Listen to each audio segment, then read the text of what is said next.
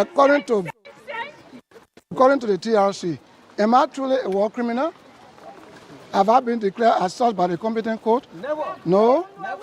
If the TRC was a book to be believed, the Election Commission will not give me accreditation to run. Okay. The Liberian Senate or different tribes, different representations will not elect me on web ballot to represent Liberia in the ECOWAS Parliament as the third deputy speaker. Okay?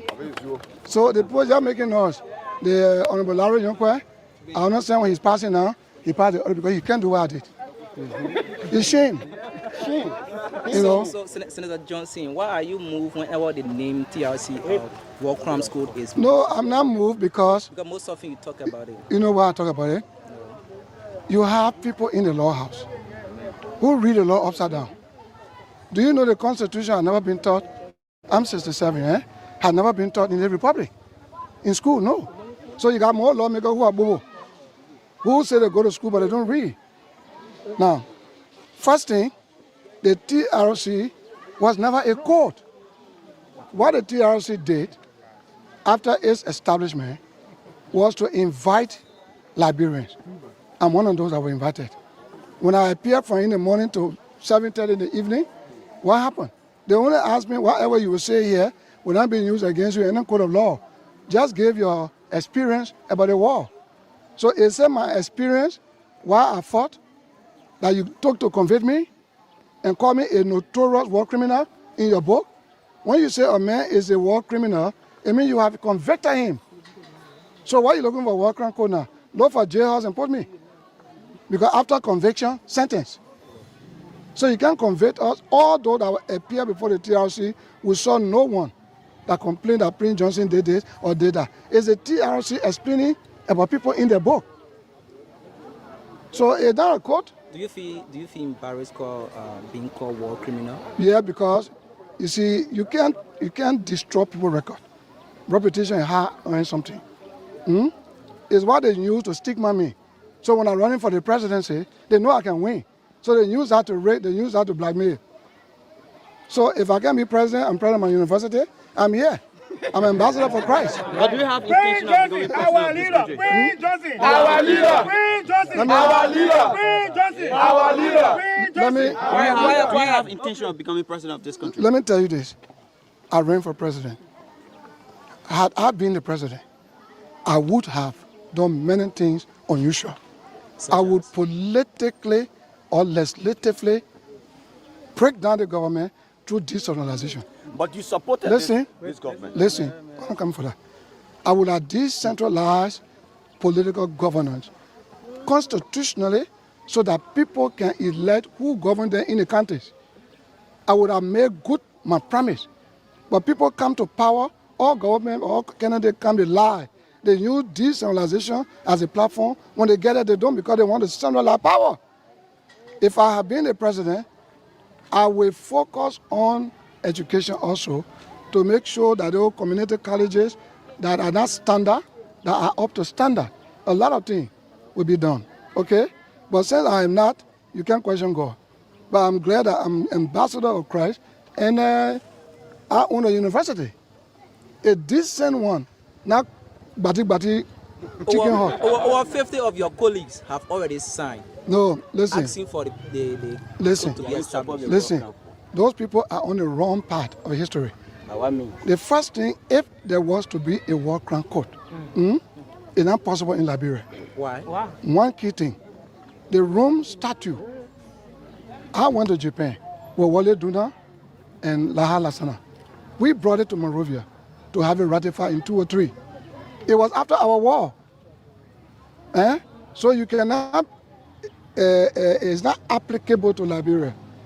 That's one. Two, you have an amnesty law passed by the 51st legislature, granting amnesty to all factions in the Republic who fought in the war. So you cannot have war crime court and amnesty in the same country.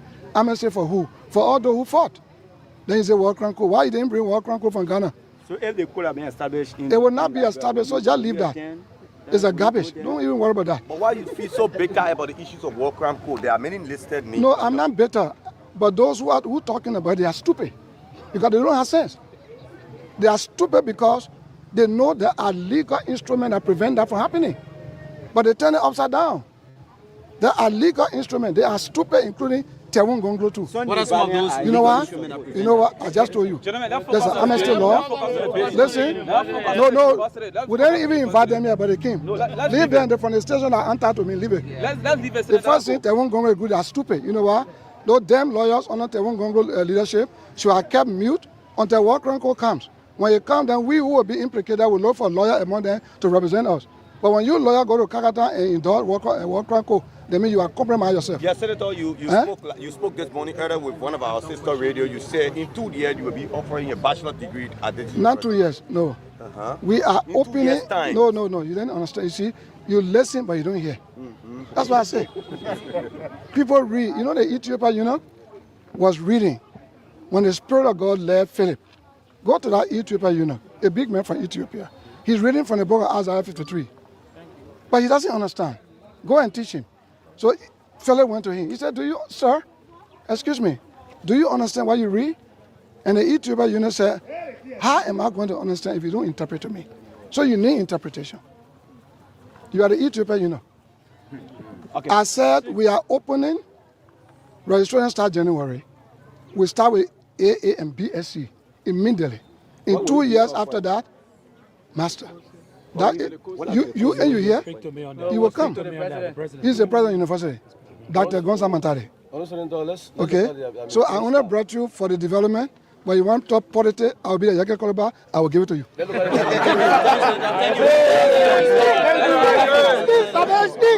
Well, when I was in Nigeria, in exile, preparing to come back home, I was contemplating on what to be done.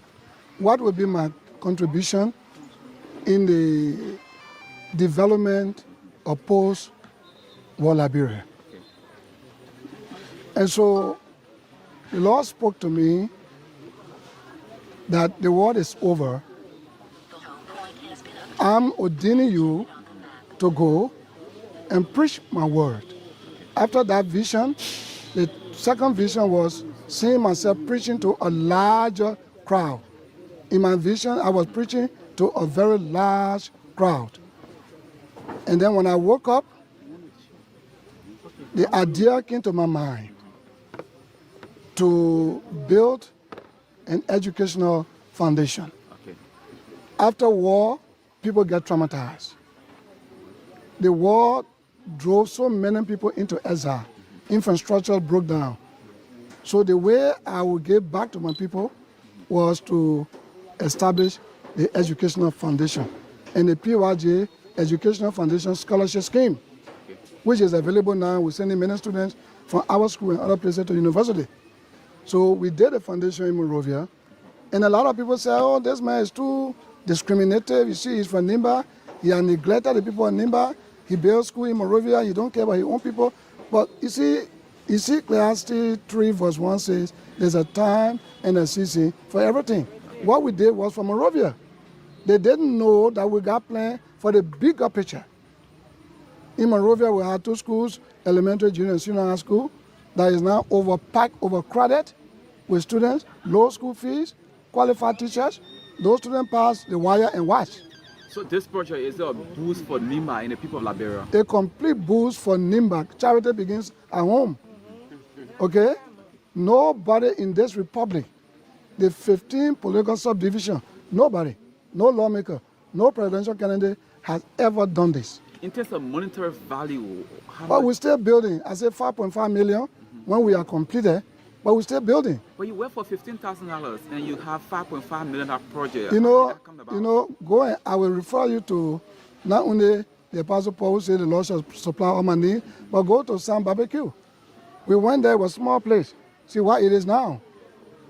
When your heart is captured by God's Spirit, you can do bigger things. This is God's word. Are you doing some business apart from lawmaking? I'm a senator, I'm a deputy speaker, and I have the right to get loan. I have properties in Monrovia. So with the property value you had, the bank gave you whatever loan, go to Echo Bank. I've been dealing with Echo Bank since 2005, since I came here. with the high school in Monrovia, when did you build a high school and when it began to be a high school, by the way? Well, the Mawa stream is there. You go to church there, so when you go to church, only look there. The Mawa stream, that place is dedicated to my mother, Ma Zwada Yedie, who was killed by the MPFL during the war. And this one is also dedicated to her. All the institutions we built dedicated to my mother, the Liberian children, the Nimba children, and so forth. Let's talk a bit about your scholarship scheme in Liberia. How many students have you provided a scholarship? We have about 50 right now. Many of them are from our school. Because when you graduate from the PYG Educational Foundation, and you go to school, wherever you want to go to school. And those who are in the school there, who choose to be a member of the choir, they are all on a scholarship. They don't want you saw just now. They are all on a scholarship. Some have graduated. They go to different school, university. So I guess there will be a first preference given to the citizens of Nimba when this university is open. Definitely, that's why we put it here. I went to Kepamas. I visited the college. In fact, entering Upper City, I saw so many students with placards. And I discovered they were Nimbanians living in a country with fear because they boyo business. Okay? With fear. So they only offer BSc there. So if I have a school that offer AA and BSc, this kind of beautiful structure, beautiful foreign equipment, everything, qualified professors. In 2 years, will be master. Okay? They will come here. They will all come here. But wow, would you have a competent librarian to face a chairs until you get imported? Because I want to make the most modern. Look, the school in Monrovia, we got local armchairs, barley made, but expensive. But the chair we have now from the US, that no college got it here. You can only find similar thing perhaps to Brewcrest.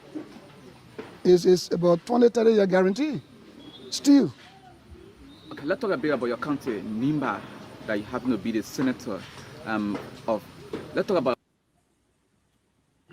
Well, let's host Senator Prince Yarmaine Johnson, the late there, and say welcome this evening to BKS TV and welcome to the Heat Hour program here on BKS TV. On the Heat Hour, we say dialogue in our confrontation. We say worries in bullets. My name is Junior Payne, your regular host of the Heat Hour show here on BKS TV. Tonight is going to be heavy. And once again, good evening to all of you and welcome to the show here this evening on the Heat Hour. We discuss issue of politics, health, religion, education, and a lot more here too, as well, including agriculture, entertainment, and many more on the Heat Hour show. On tonight's edition of the show, we'll be hosting folks from Unico, Minnesota. Let me say that, Unico, Minnesota. We'll be hosting folks from that area. Mr. Randolph Glee, the Secretary General of Hey, Joe, I'll be right back, okay? Give me 5 minutes, I'll be right back. The Secretary General of Unico, Minnesota, will be joining us here very, very shortly on the show. And he will be joined by, let me try to get this here. Okay. He will be joined by Mrs. Amanda Quigley. Amanda Quigley Tapper, if I'm getting the name right. Amanda Quigley Tapper is Minnesota Queen mother. Now, to give you reason why they are coming on here tonight, we are told that Minnesota Queen was disqualified for reasons best known to the committee and that of the leadership of Unico, the national leadership of Unico. Last night we hosted folks from Unico, Minnesota. We hosted the vice president on here. The board chairman was also on here. And they all spoke in one unison. They all spoke the same. All of them said the disqualification of their queen was done illegally. The vice president said that due process was not accorded to the queen. And all of those things were mentioned last night on the show. But then the folks will be joining us here tonight and they will give us the entire history, everything that happened and what led to that happening and all of that. We are also informed, reliably informed, that the leadership, Unico leadership in Minnesota, have taken the national leadership to court, the Queen Committee, the Queen Contest Committee, they've taken them to court. That's what we've heard. We don't know how true it is, but thankfully that Mrs. Amanda will be joining us here tonight on the show, and she's the Queen Mother for Minnesota Coin. So we'll be discussing UNICO here tonight. We'll be discussing the upcoming convention of UNICO. We'll also be discussing name accounting. Folks, we will go for this break, and when we come back, we'll bring on all of our guests here tonight as we discuss the issue here. My name is Junior Ping, and I'd like to say welcome to all of you. Stay tuned and keep listening.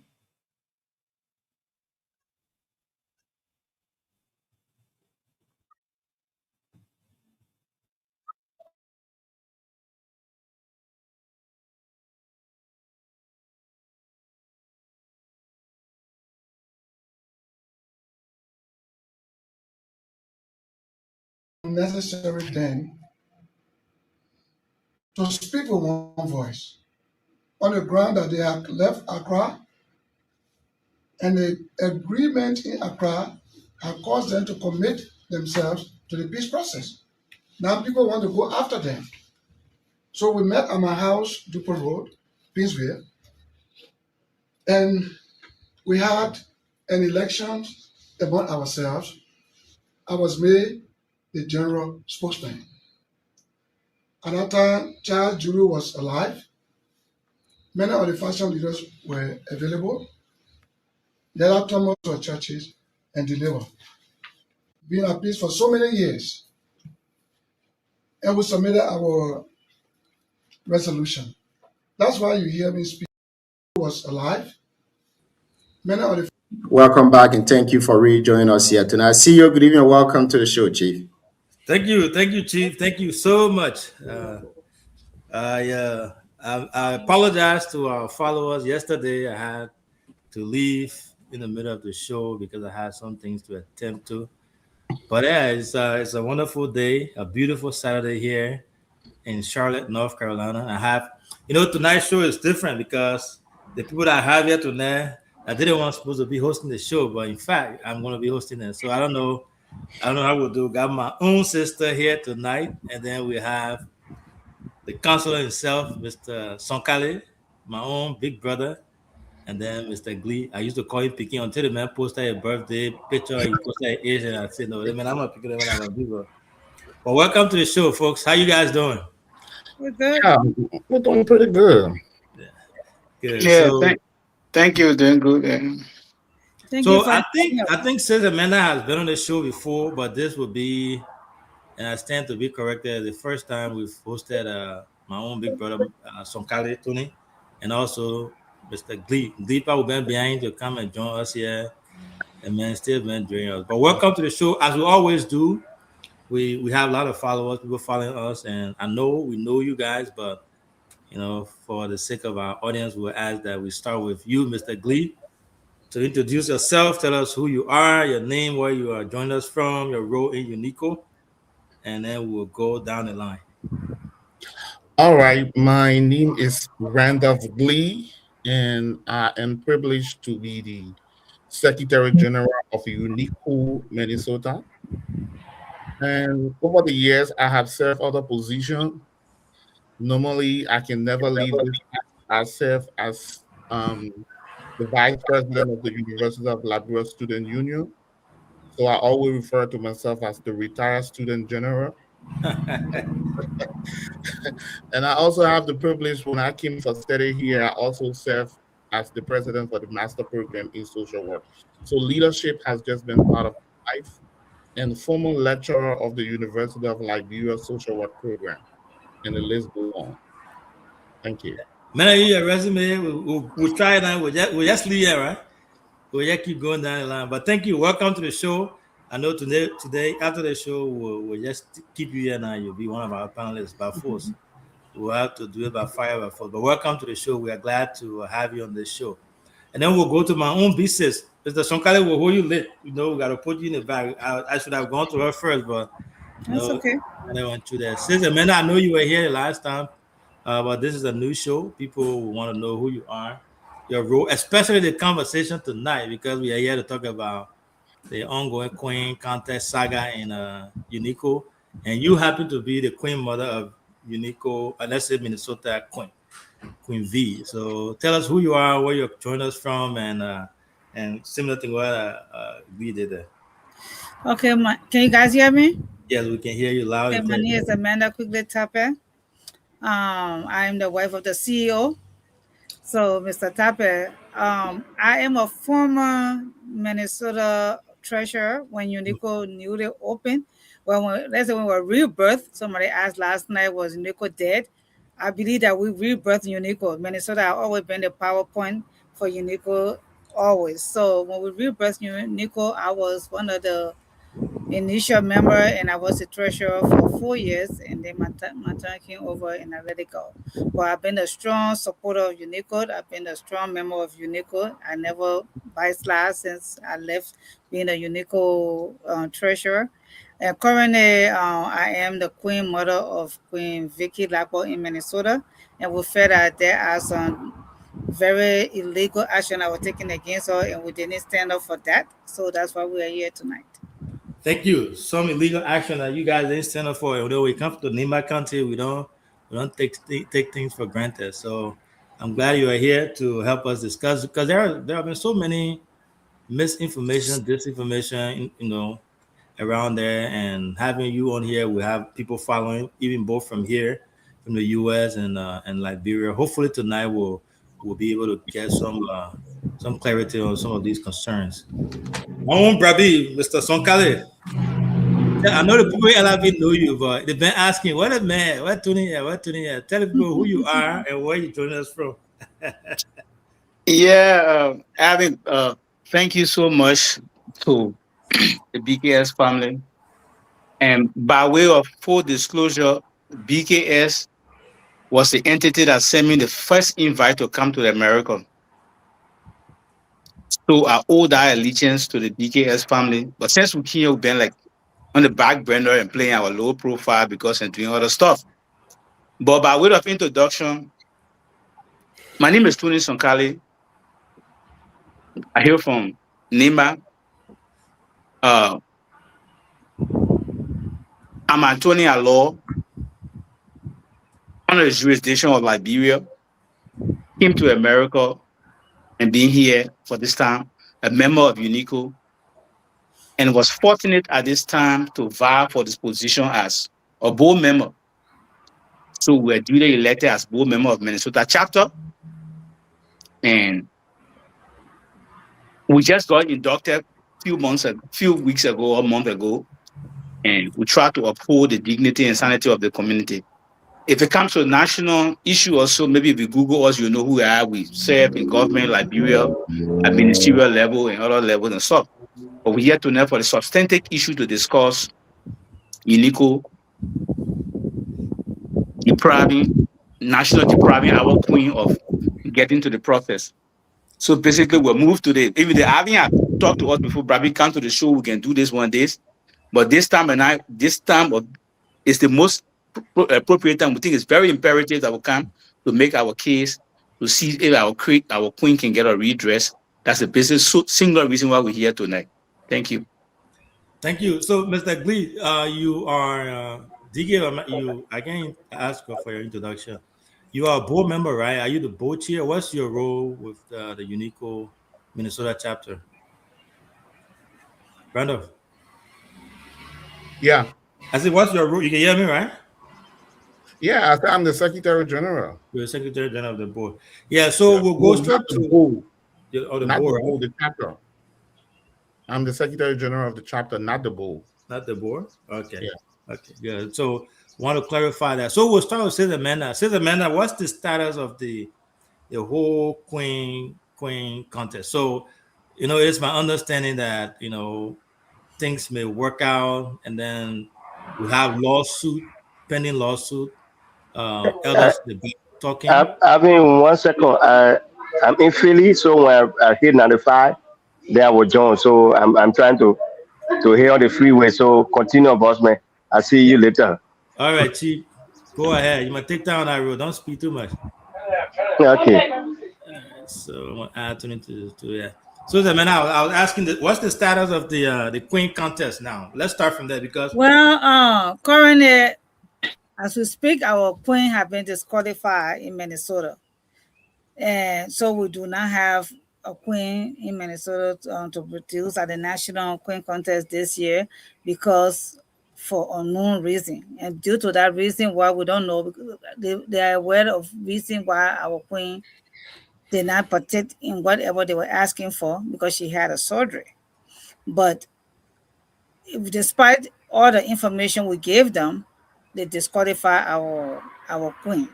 And after that, we have sent them numerous of letters asking them to reinstate our queen, reason why our queen should be reinstated. We talked to the boards, we have spoken to the elders, we have spoken to the president, but still nothing has been implicated for or done for our queen to be initiated in the queen contest. So now I know people are saying, oh, you suing Unico National is suing Nima County. But yeah, we've been crying. Nobody has come to our needs. And my thing today here is that one elder who's supposed to be by your side, stand by your side and support an organization, decide to take side, the risks, the fact for them to be trusted. And we cannot listen to them or look up to them anymore for guidance or unity.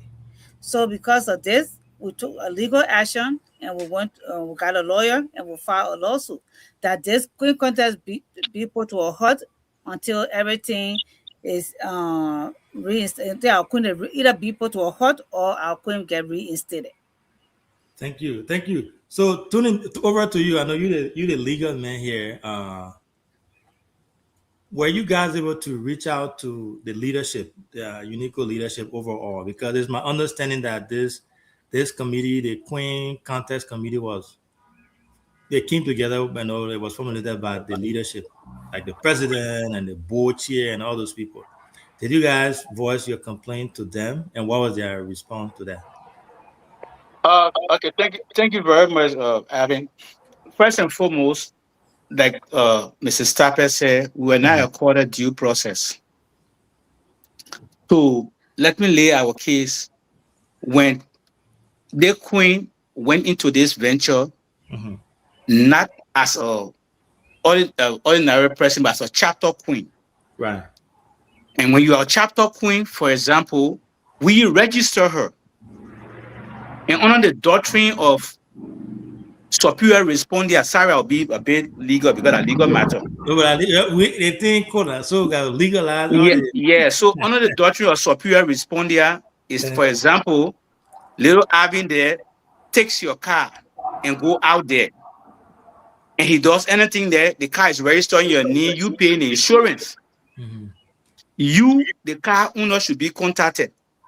Now, little Alvin who took your car, he may be held culpable or liable, but you, as the owner of the car, should be duly notified. What I'm saying in essence is Unico Minnesota chapter register Madam Vicky Lagbo as a queen. We signature our paper, we pay the money. Afterwards, stuff went on that the Queen Mother just elaborated on that. They had some lapses, she communicated with them. But we, as the principal, the owner of the car, were not contacted. After that happened, when we got the information, we communicated to the executive and the board of directors. We feel that due process was not accorded us. We found no pleasure in taking ourselves to court because we are all one. But we're disregarded, we're disrespected, and they said the ad hoc committee, the pre-contest committee decision was final. And that's from the executive and the chair of the board? Yes. Okay. They reply us. They reply us, almost 5-6 counts paper. And if we read the letter they sent to us a reply, that they're saying there was that, we tried to resolve this. Somebody came from the side and tried to disrespect us and do this. We didn't see the magnitude. I wrote you a formal complaint. Going to my complaint, then, for example, you can't tell me, say, Ronald came to the meeting, he was chewing chicle. Amanda came, she was plaiting her hair, and because of this, that was disrespect and this and that. Leaving the me issue. That was the the almost 3-page paper that was sent to us. So when that paper came to us, we didn't stop there. We instructed our SG, who's online here, to communicate with the board of directors again and the president on this matter. And we told them at time of essence, preparing for Queen contest is not small thing, raising money. Mm-hmm. So if we ill prepare, we go into the venture, we might have lapses. We ask for that timely intervention. They only acknowledge receipt of the communication sent to them by our SG. There was no time that, oh, we address you, we do this. Based upon that, we felt injured. Minnesota chapter felt injured. We sought a redress by going to a law firm to write them to put an injunction. Injunction means to stop the process. I see. So that where we are right now, we heard that there are some speculation that people saying we should wait by Tuesday, they will get to all, they will call to a meeting, and we feel Tuesday is very late. Right. So basically, that's where we are. Thank you. That's actually a good premise that you lay there. Sorry, I didn't mean to cut you off. That's a good premise you lay there. And it is something that we need to know. Mr. SG, I'm going to ask you a question here. And Mr. Sonkale he alluded to it a little bit. It is my understanding that you guys went into a meeting, right, with either the board, the national, regarding this issue. And then things that were supposed to be addressed, like Tony said, was addressed talked about apologies and all those things. But then apparently something went wrong there. Something went wrong there, and somebody, again, I'm just stating what I know or what I heard. I mean, someone addressed certain people certain way, and that took the leadership off, and that's where everything started going down south. Were you part of that meeting? The meeting they talked about, because it was a Zoom meeting, and there was a recording for that. Okay, what I want to do, I would like to, prepare the basis, because I was writing all of the letters, and everything for the clarity of my audience or the audience of this particular program to understand. Okay. Our queen was registered by our president. Right. That is, the form was sent to our president after she paid the money. Mm-hmm. And later on, all of the formality went on, like filling the paperwork and sending it back to them. We did not hear anything from the Queen Committee until May 3rd. May 3rd. The only document that I received was termination letter. Termination letter. So there was no suspension. There was no verbal contact. This is UNICO now. This is a family organization. Even the Queen Mother, she and I in the doctoral program were worrying. Like, oh, this is happening. Look, you got to talk about, this person. You got to call this person. All we saw was termination letter. So when we received the termination letter, on the 4th, I wrote the Queen Committee on behalf of Minnesota to reconsider and reinstate our Queen. That was on the 4th of May. We did not receive any response from them, because what we did, we wrote the Queen Committee, because it was the Queen Committee that did the termination, seizing the president and seizing the board. Then the board chair, Okato, decided to select people that he thought would settle this. Okay. I was not one of those that he selected. He selected the president and Gombu, the board chair, the co-board chair, and what's his name? Oh, Saint-Pan, Dr. Pan. And they were part of the process. And I think they explained that yesterday here, because I followed the program. So when they went through the program, there was 45-minute presentation by the Queen Committee, and it was all about claims and counterclaims. So Minnesota went back home. They went in a caucus. I think they were there. They called the Queen Mother. Say, look, this is what going on. How can we just move this? That fast track this thing, because we are at the disadvantage point, because our queen not going through anything. She's been sitting down. So we say, for the best of everything, let's apologize and move ahead. Saint-Pan, Dr. Saint-Pan apologized. Gombu apologized. The Queen apologized. Then the president went to address counterclaim from Bandura. So they said because of the clarity or whatever information she provided, that what broke everything down. So you want them and that was on the Zoom meeting, right, Randall? Yes.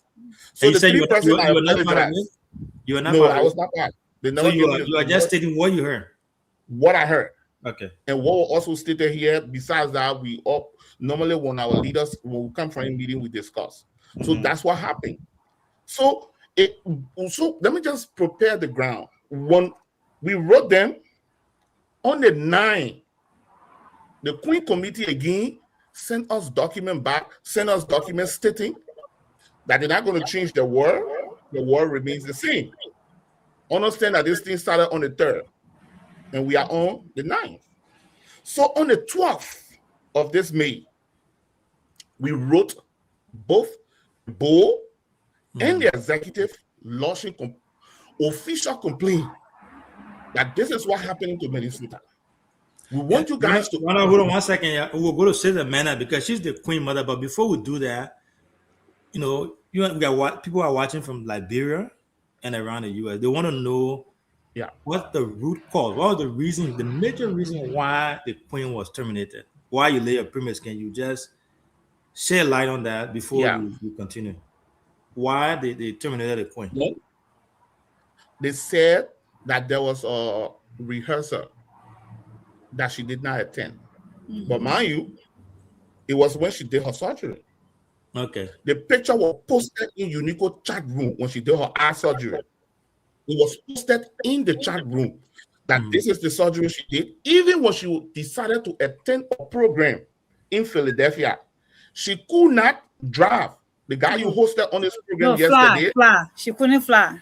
No, she could not fly. The guy you hosted on the program yesterday, and Drunklo, he had to drive her for 17 hours.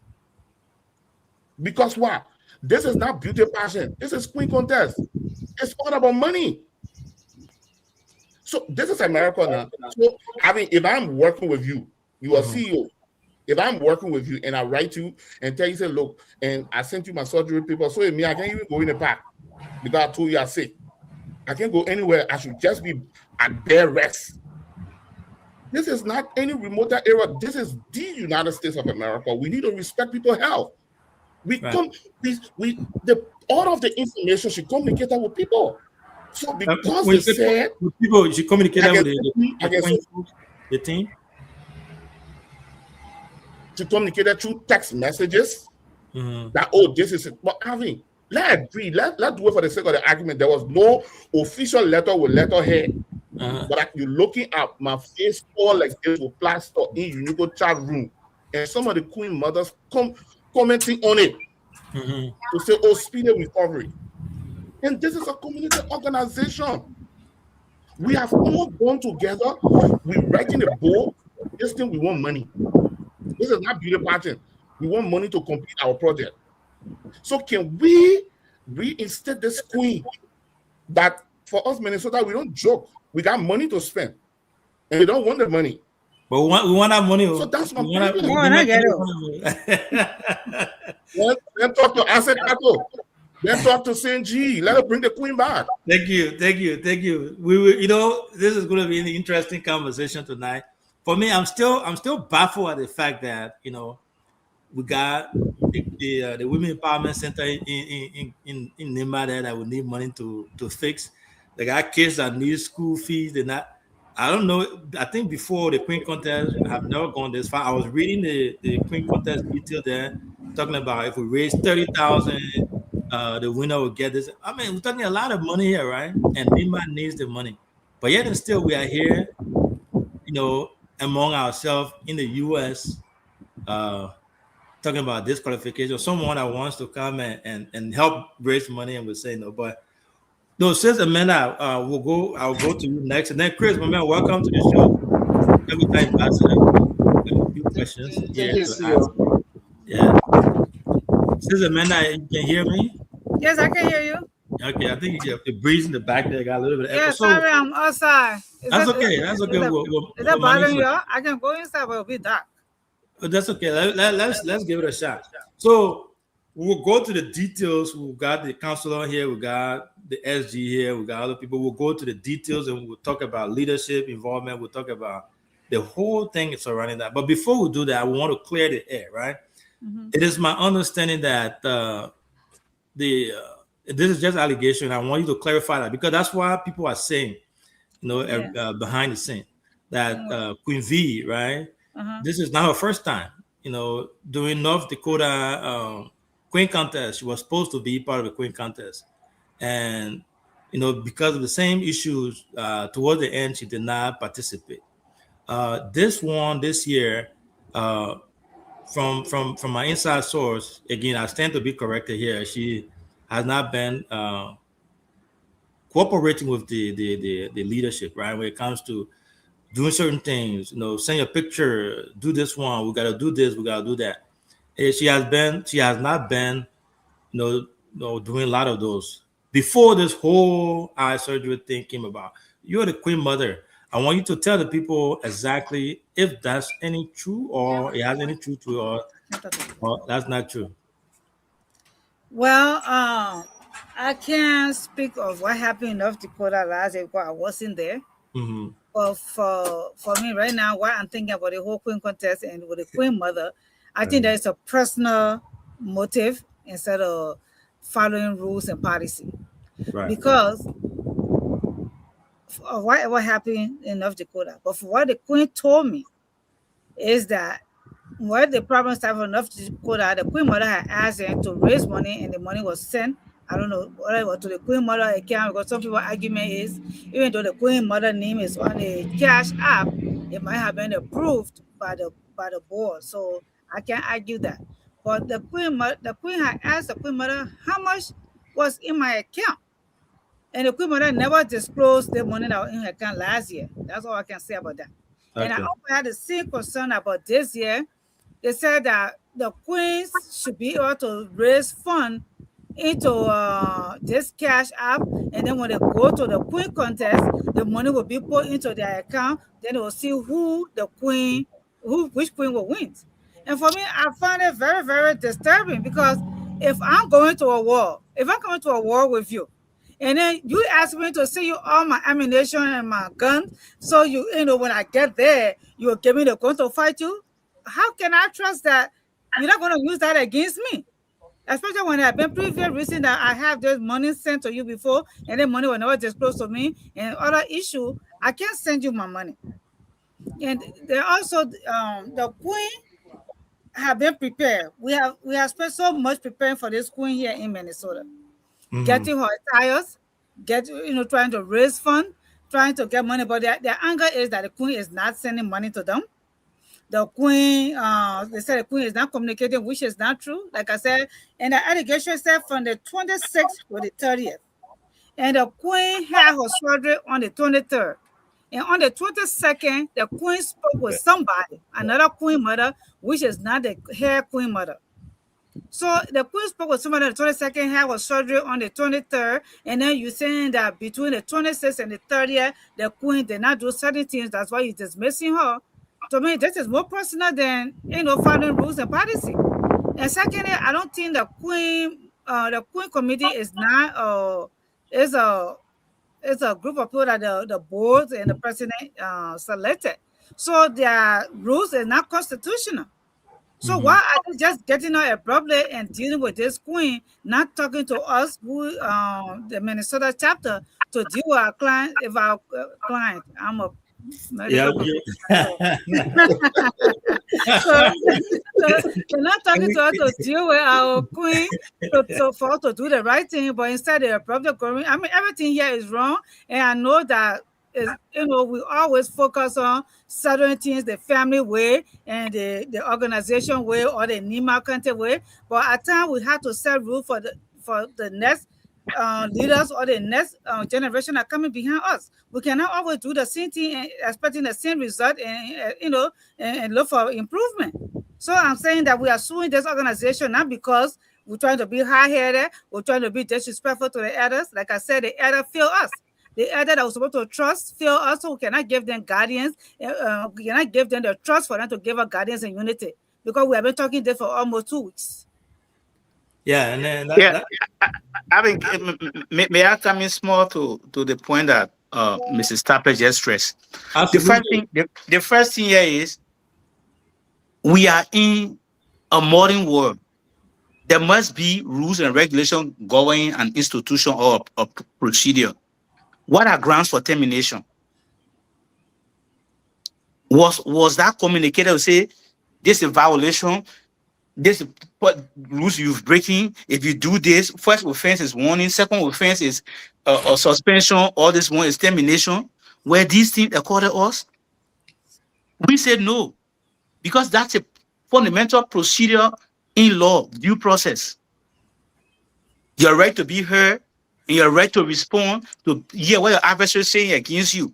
Did we exhaust all the remedy we're getting at this point today? So I want to throw it back to you there and see. Let someone tell you, say, this thing when it started, we send a caveat. Like the SG said, the time he wrote a letter. He talked with some of these people that they are friends also on the committee. Hey, you guys are slacking behind. Put on notice, what they call judicial notice, give notice. So if you have these notices and we refuse to adhere to it, and we didn't do anything about it and say, oh, fine. The basic rules. This thing is intended that you talk about 30,000 women project. The money won't come from the moon to come. I see money we're generating here. So tell where we violated. If we violated, if we go to the law tell us tomorrow, say we're wrong, we will say hallelujah, we accept it, then we'll make up from there. But until then, let's set this precedent. No one can just wake up one morning and take a unilateral decision. That's why everyone got distinct functions. Executive, the board, the Elder Advisory Council, everyone got distinct functions. But we think we've been injured by their action. That's why we proceed the way we're proceeding.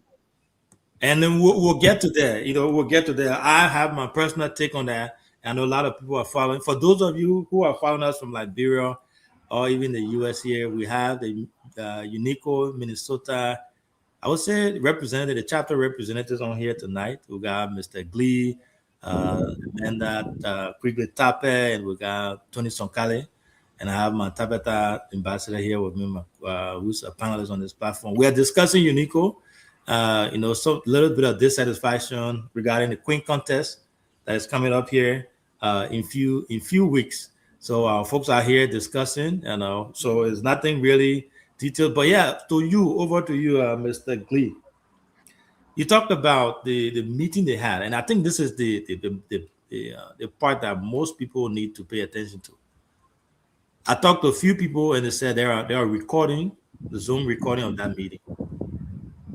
So I want you to inform our audience and folks that are listening, what was the purpose of that meeting? I know you said it was the board who called for that meeting after you wrote them several times, and he called for that meeting, but then he selected certain people.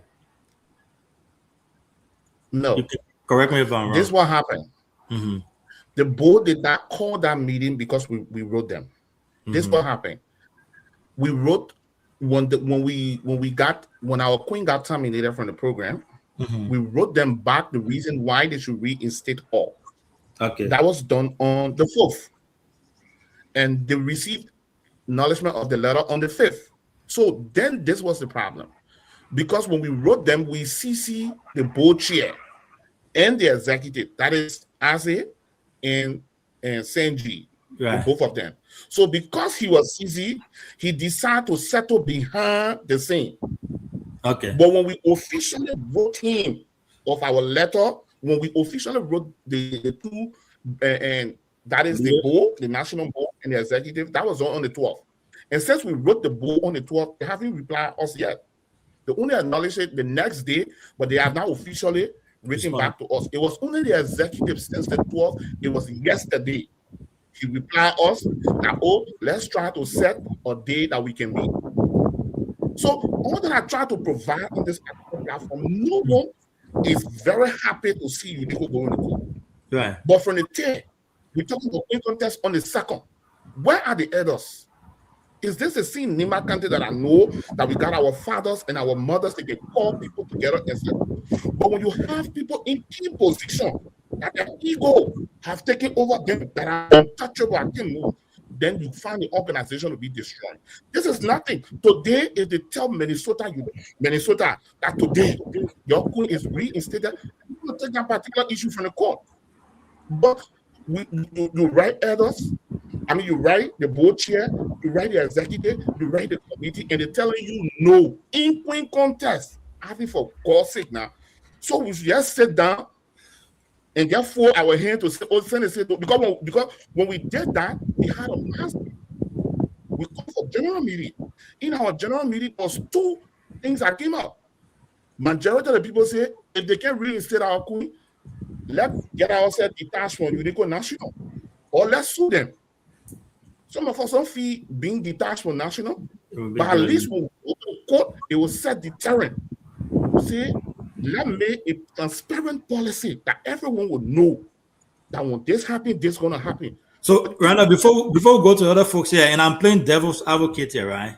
Yeah. There has to be a reason why the board or the leadership was saying, I don't think they just said, no, we can't do this, right? What was the reason behind this? Because you can't write them or they can't have I would really appreciate, because I don't want to speak for the board, because the board have not written us any letter, or the letter we sent to the board have not given us anything. I can speak from why we have a problem with the Queen committee, because they sent a letter.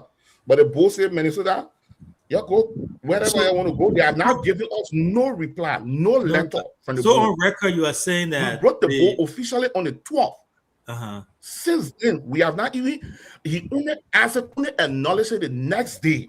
But since then, we have not received any official letter from the board to say this is what we are communicating to you guys. Thank you. Randall, here's my question.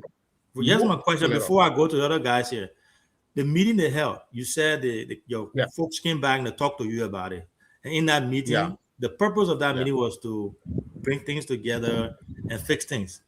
And it did not work out. What was the reason they gave based on what you know? I said it 3 times, and I'm about to say and I apologize. Maybe I didn't hear it. One, it said, according to the meeting they had, one Minnesota and Gompo Way asked that Minnesota they should leave the zone and have the private zone to discuss. So when it went in that particular discussion, it was all agreed that Minnesota should let bygone be bygone, apologize, and move ahead. Okay, I heard that. So when it got back to the meeting, Senkman, the chief editor, he apologized. Our board chair, Gompo Way, apologized. The queen for which we are talking about, she said, let bygone be bygone.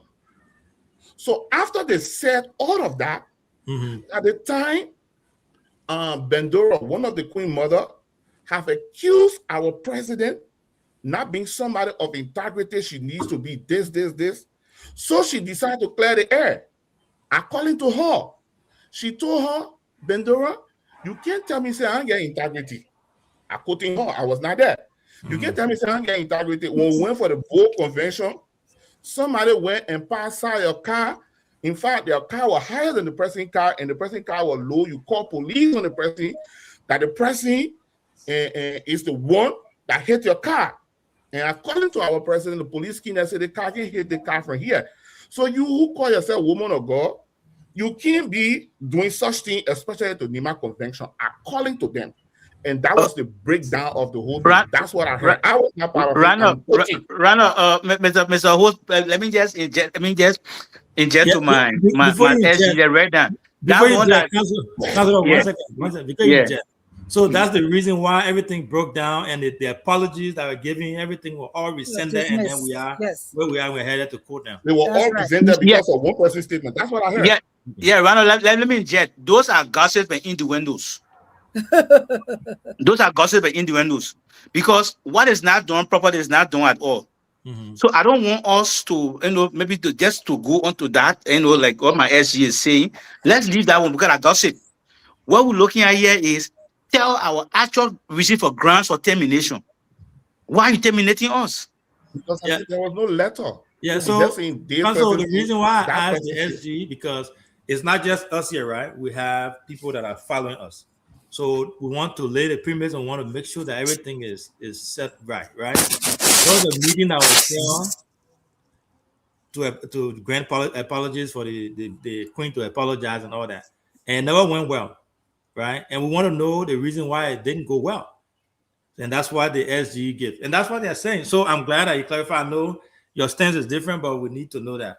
So I'll stop here. I know we have our two colleagues who have joined us. And I will have them ask their two questions, and I'll go back to Cesar Mena. I know Cesar Mena is not here yet for too long. So, gentlemen, if you guys have questions, she's the Queen Mother of Unico, Queen Vic. She's the Queen Mother, and I don't know how far, if she's still preparing, but we'll get to hear that. And we got the council on here. We got my big brother. I was a big brother. Because Brandon is not my big brother. He used to be my little brother, but now he's my big brother. Since I saw the man birthday, I said, the man couldn't begin. But Tabata Ambassador Chris, my man, over to you. Your two questions. Thank you, CEO. And let me say good evening to my dear big sister, Sister Amanda.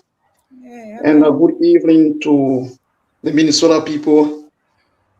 And I sat quite listening to the Antonin when he want to apply the legal aspect. But however, the council, this is the political platform also. We discuss issues from the perspective of what happened. I know you would like to guide your plans, but want to start the basis of reality where it started from.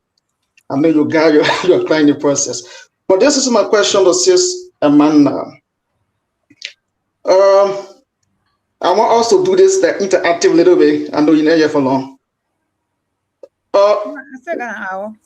Yeah, it was true that on the same Friday where they have the 2-hour Zoom for the various Queens contestants. Mm-hmm. It was at the same time that Queen Vicky traveled to Philadelphia to meet Representative Musa Bede.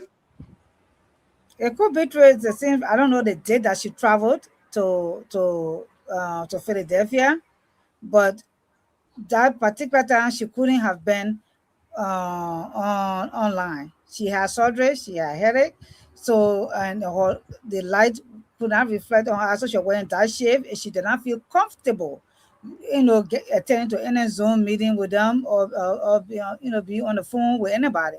Yes. So whether it was that Friday, I don't know, but she did travel to Philadelphia. I can tell you that. Yeah, because the reason I'm asking that question was posted by your big sister, I think, Cole, found out that same Friday in the national chat room is where my question coming from. And that could be, and nothing wrong with that. So the reason I'm asking this question because they were online for 2 hours. Who? And that Friday she was seen in Philadelphia. Who were online for 2 hours? That's what I'm asking. Yeah, but my next question is, when Vicky had the surgery, as Queen Mother, when she had the surgery? She had a surgery the 23rd of April. April. According to Gompo last on the show, I'm quoting Gompo, that Vicky was given 1 week off, not to be in public. So Chris, what's the basis of your question? Yeah, that. No, I asked the question because I'm not here to discuss medical. So Chris, you, Ronald, you can say not relevant, Ronald. It's not. We want to find out where the thing coming from, Ronald. There is nowhere it come from. Ronald. Remember, this is we not living in Gawi or Ziad. This is America. Ronald, you can't tell me one relevant when the Queen was singing in Philadelphia just 1 week ago, right? Chris, you ask me this question. Ronald, listen. Ronald, hold on, Brandon. Chris, you know the pattern we have here. Let me give you space. You have two questions to ask, and we have our other panelists here. We have our guests. We are not interrogating them. It's just a conversation. You ask your two questions, as we always do, and then we go to other people. But we're not going to allow you to ask the small, petty questions. So go ahead, ask your two questions, to either of them, and then we'll go to CEO, thank you. The reason asking this, Nima can't go to court. We want to start where the problem coming from CEO. Those people who spearheading this Queen issue in Minnesota on the land at CEO. Let us start the basis here tonight. I beg you, CEO. It's two questions though. So, yeah, but because because we're going to court, it's not going to change the way BKS TV does her new stuff, right? You know that. So we can't switch things here because you want to be satisfied. So you have two questions, Chief. You ask two questions. Thank you, CEO. I'll be a. I'm going to put a year for that sale. That's what I'm asking. My question is, was there communication from Queen Vicky to the committee requesting that she went on surgery, or it was one of the committee members who asked her what happened to her? Was there official communication from the Queen committee or from Vicky committee to the Queen committee that Vicky went on surgery? Was there any official communication, and by what means it was done? May I answer? Yes, please. Amanda, Amanda, let me answer the question. Chris, anyone answer? Chris, you asking me or you asking me? Chris, you gotta be.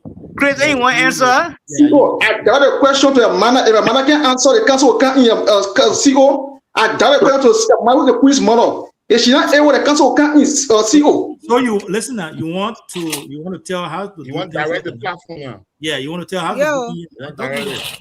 Yeah, you know we don't do that here. You ask your question. Question for you.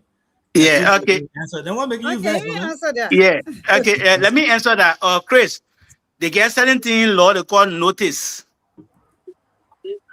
You got constructed notice and you got actual notice. On the 22nd, our Queen duly notified one of the committee members that will be having a surgery on the 23rd. So if this is going to court, which we don't intend to go, we will subpoena the phone company, the text message that was sent. It will be adduced in court. So the committee was duly notified. Thank you. CEO, the reason I'm asking this question, we have guests on the show, and that guests will direct those questions to. I said, Sister Amanda, but she's the Queen's mother. If she's not able, then she will ask for help from other panel, from the other guest CEO. But again, it's okay. My last question will be that will take leave, and I will just watch the show or we'll go on. Sister Amanda. Yes.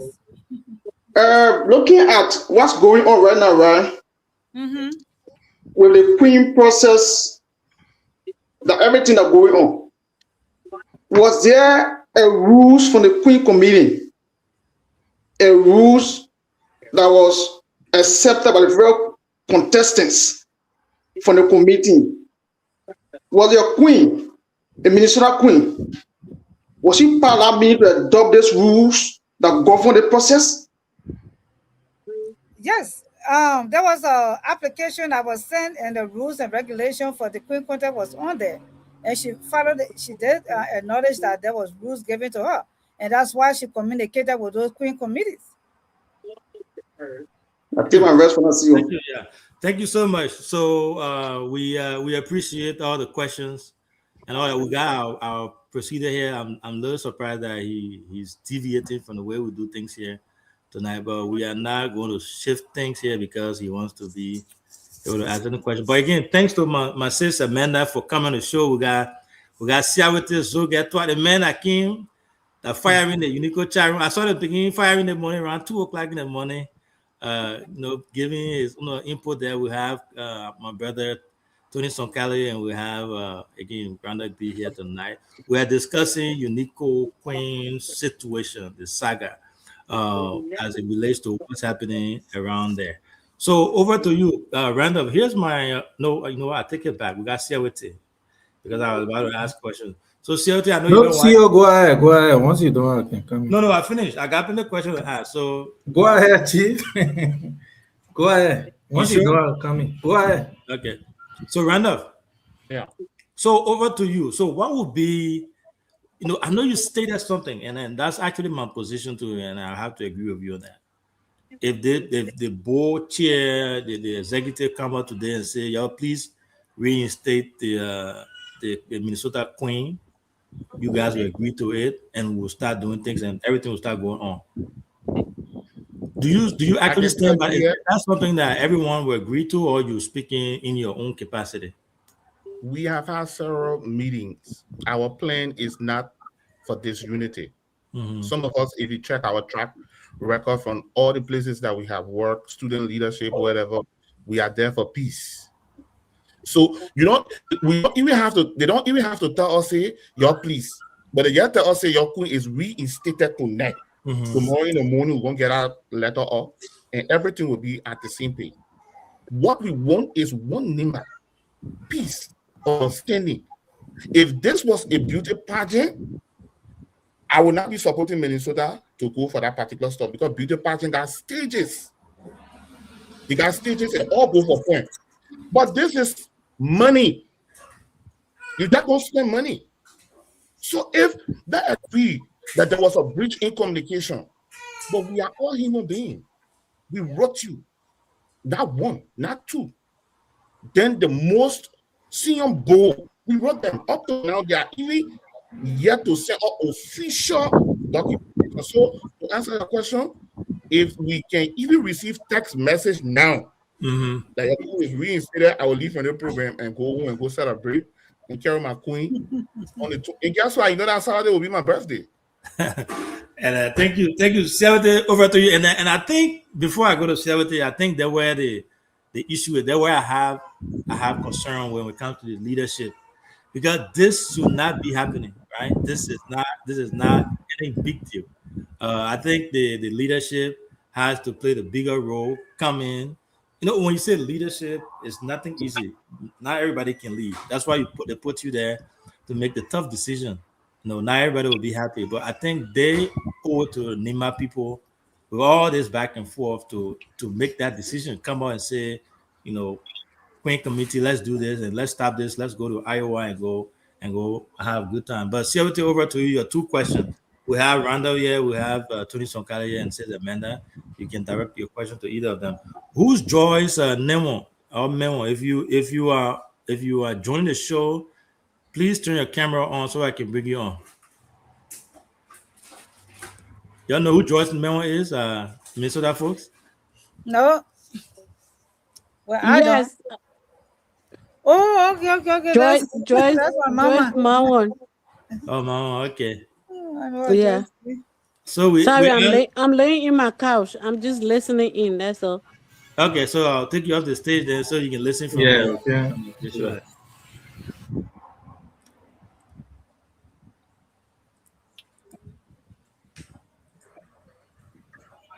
Hello, CEO, you getting me now? Yeah, we can hear you. Yeah, we're getting you. Oh, okay. Well, good evening. Says Amanda, Bibera Tony Sonkare. Council. Man, don't bring your like thing here, man. Go, you go gear. Nakomoli discussing here tonight. Don't mind it, man.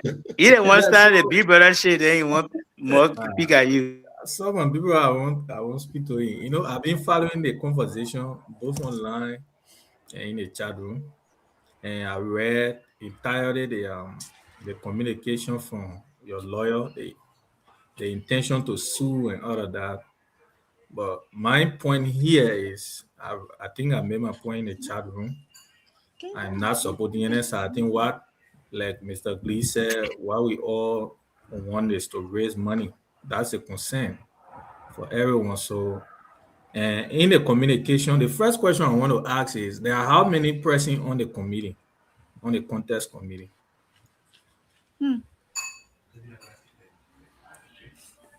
I don't know. Which are the committee? You mean how many contestants or how many? No. The committee that is, committee that they form. Yeah, the hour committee for the Queen contest. I can't give you the figure, but I just know 3 persons that I know of. That is Bandura, Deba, and Bernice. I know these 3 persons because I know them personally. So they are the people that I know, but I know they are more than that. So I don't have the full list of all those on our committee. Yeah. Okay. Yeah. So the reason I'm asking is that I follow the chat room very keenly, and I'm just seeing, barrage or attack going directly to Sis Deba. So I got concerned to know as to whether the decision was, unilaterally done, because we got both the executive and that of the board. And in my communication, I also cited the executive and the board. So your lawyer is also, in that communication, I saw that the Queen Mother violated their own rules. I think you pointed out of three counts there, about communicating directly to, your queen instead of the Minnesota chapter. So how did that become a violation? Well, just our lawyers today. Amanda, let me answer that.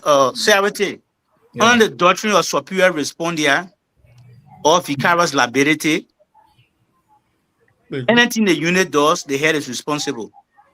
We register her. She didn't go as an individual. It was the chapter that registered her. The chapter affixed her signature to the form. So therefore, if there's a violation, where the established rule that you show up first to say first offense, second offense, or who did you communicate with? You send your child to school, you paying the school fee. In a PTA meeting, why they call you to a PTA meeting? Why they can't why should the child allegedly violate or so they can call you to a PTA meeting to discuss with you? That's our point here. It's just a channel. We're not trying to bring these technicalities to our community ourselves. And as you ask how many persons on the committee, you see something going this way.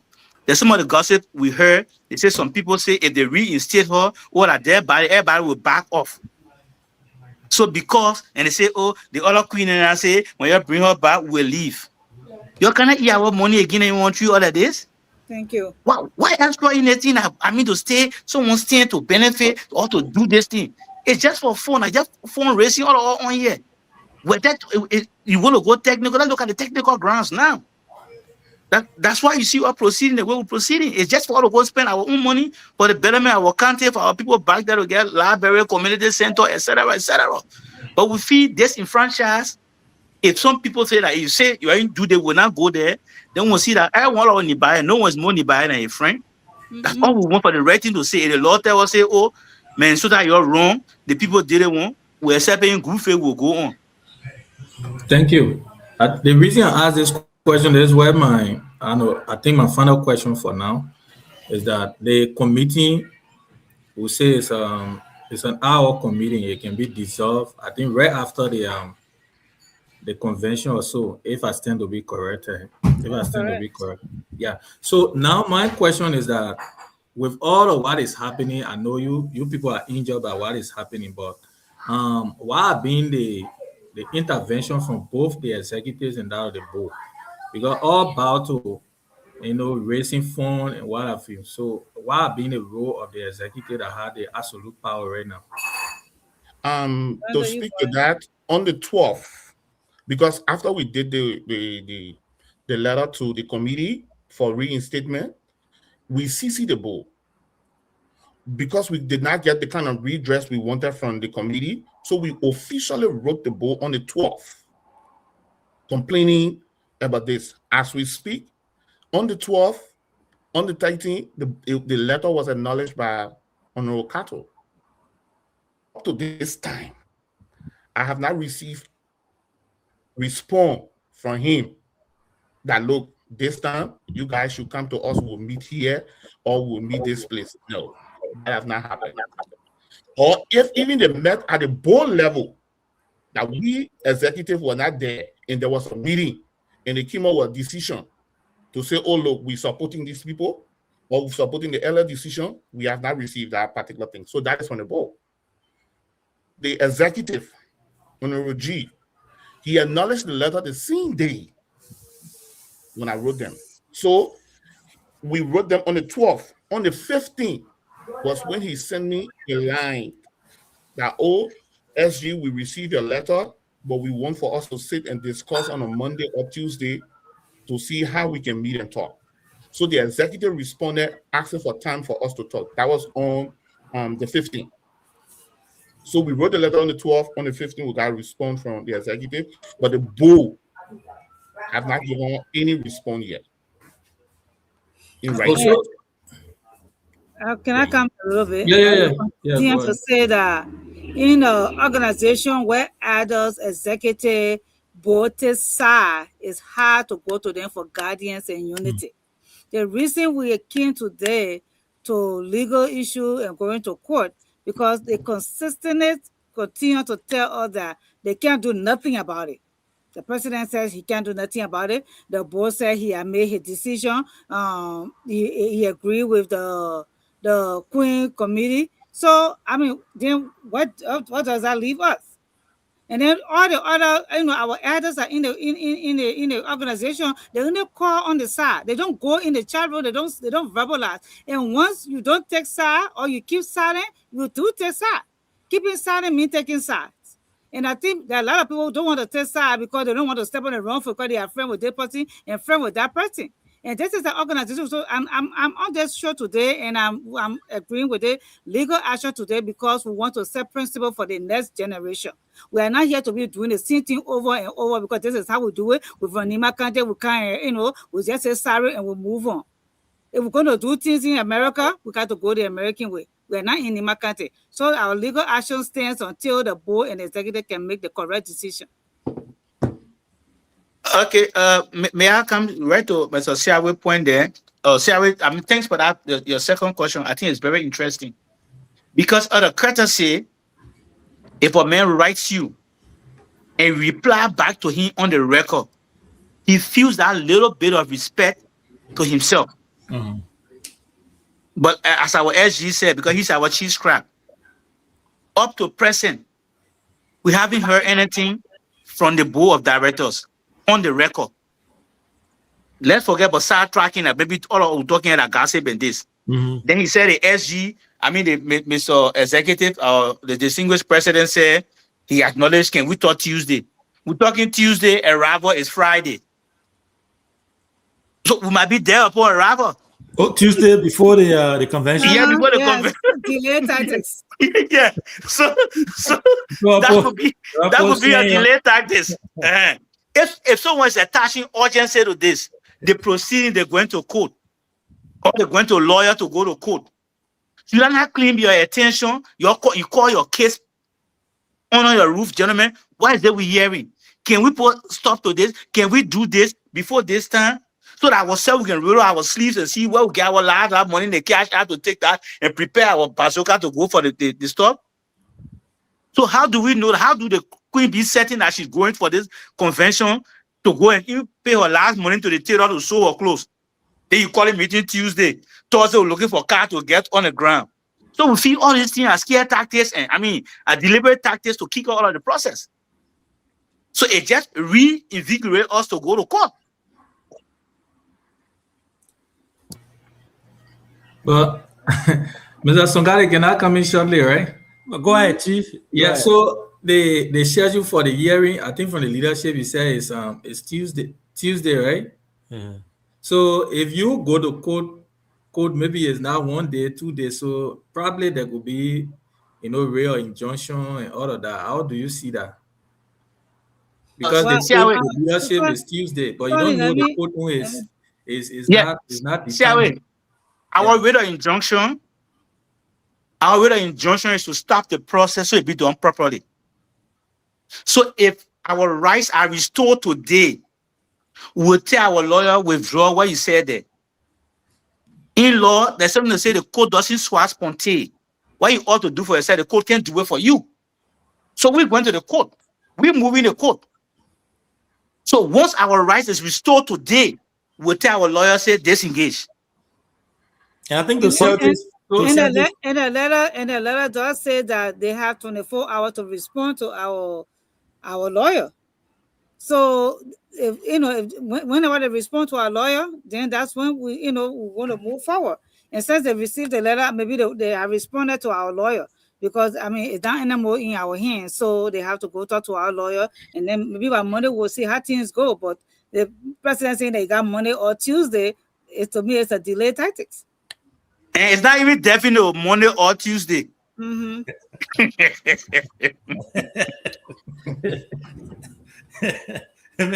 Remember posting your career. Yeah.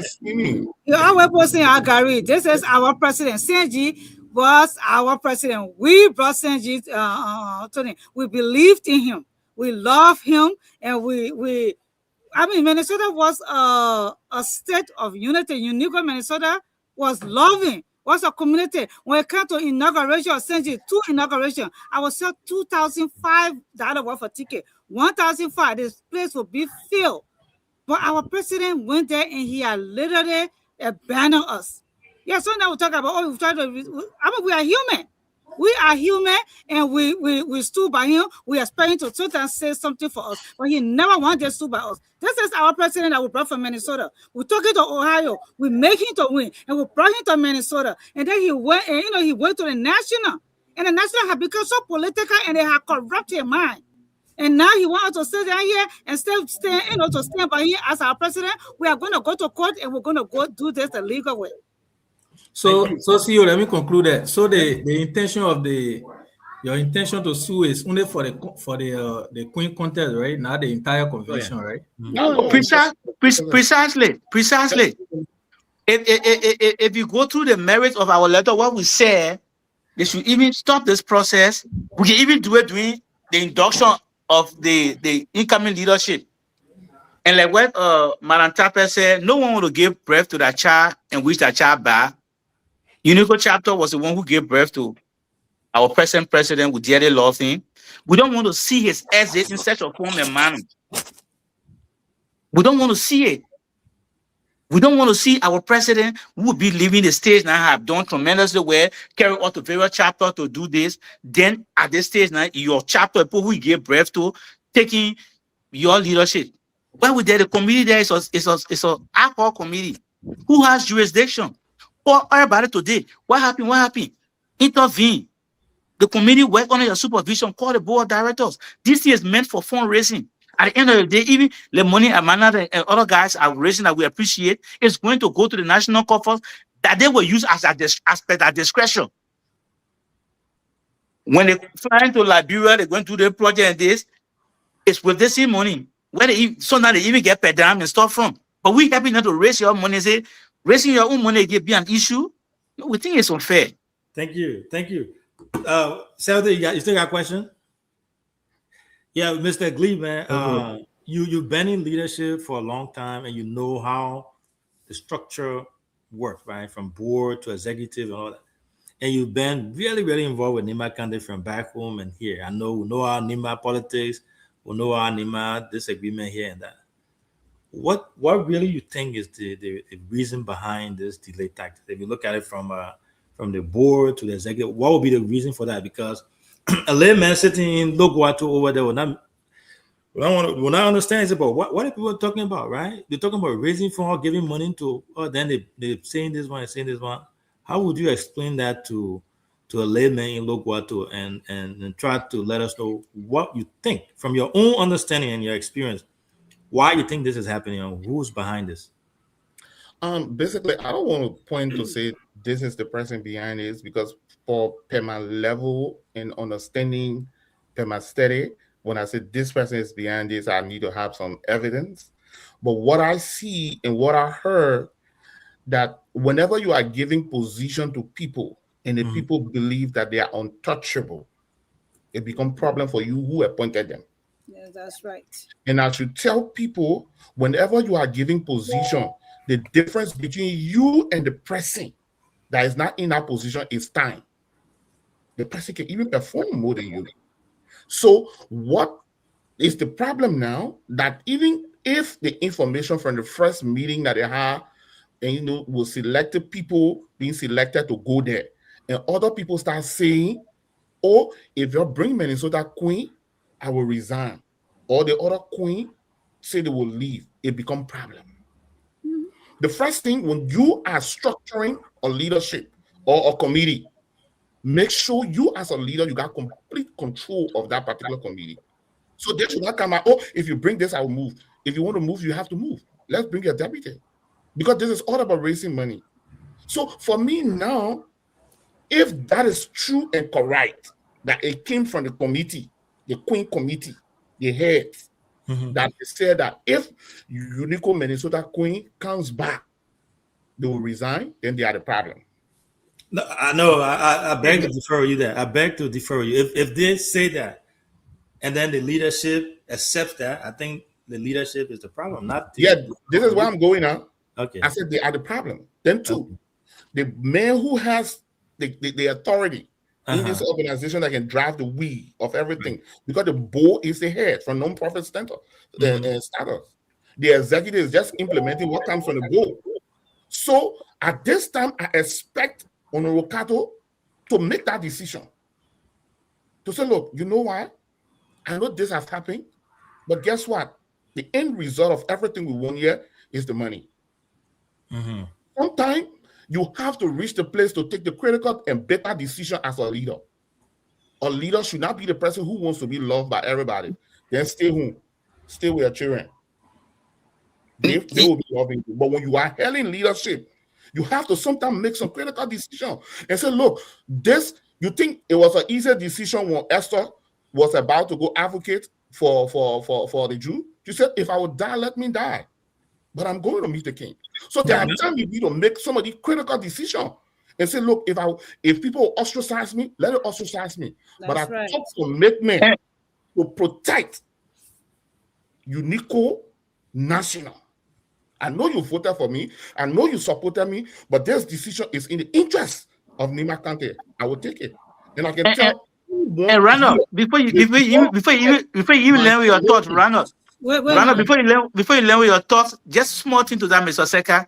Let's say there was a board resolution and the board resolved that, oh, they took a vote and the board, all members of the national board voted and say, oh, because of the strength of the evidence, the merit of the case, Unico is disqualified, and they vote on the docket and send on the report. Then we'll say, oh, yes, what the people say now with this. But nothing else is done. So what's going on? Are we living in the world of oblivion? Oh man. Ronald, you can complete your thought there. Yeah, you see that lawyer, he caught me just to call oblivion. That all he caught me off.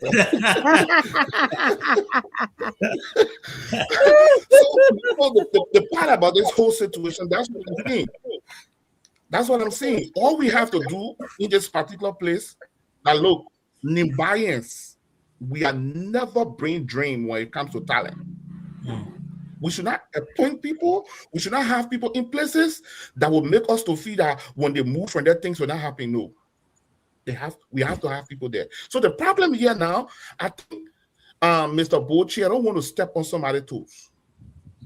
You have to make some decision in the interest of the people, especially those of us that came from larger student movement, UL. Some decision we used to take those days. I can remember, I can share this, and I was threatened that I should go and control the president. Sometimes I'm a student working behind mine, that we should go and tell the president that he should open registration. If not, everything will come to a standstill. I went there. Dr. Brownell. I met Dr. Brownell. I said, Dr. Brownell, I beg you, if you just give her 1 week, nothing will happen. You know the whole thing I changed happened because at the time, other leaders were threatening them. But because I apologize, the woman said, not only that I will give you 1 week, the provost at the time, I will give you 2 weeks. Go and listen to my speech on the Palawa Hall. I told the university students that I brought the university to the bended knee. They have succumbed to us. So behind the scene, you have to take some critical decision in the interest of the people. But what is happening here now? Nobody wants to take that critical decision. Everybody's staying back. They don't want to hang nobody's toes, but they are harming Nima. So that's the problem here now.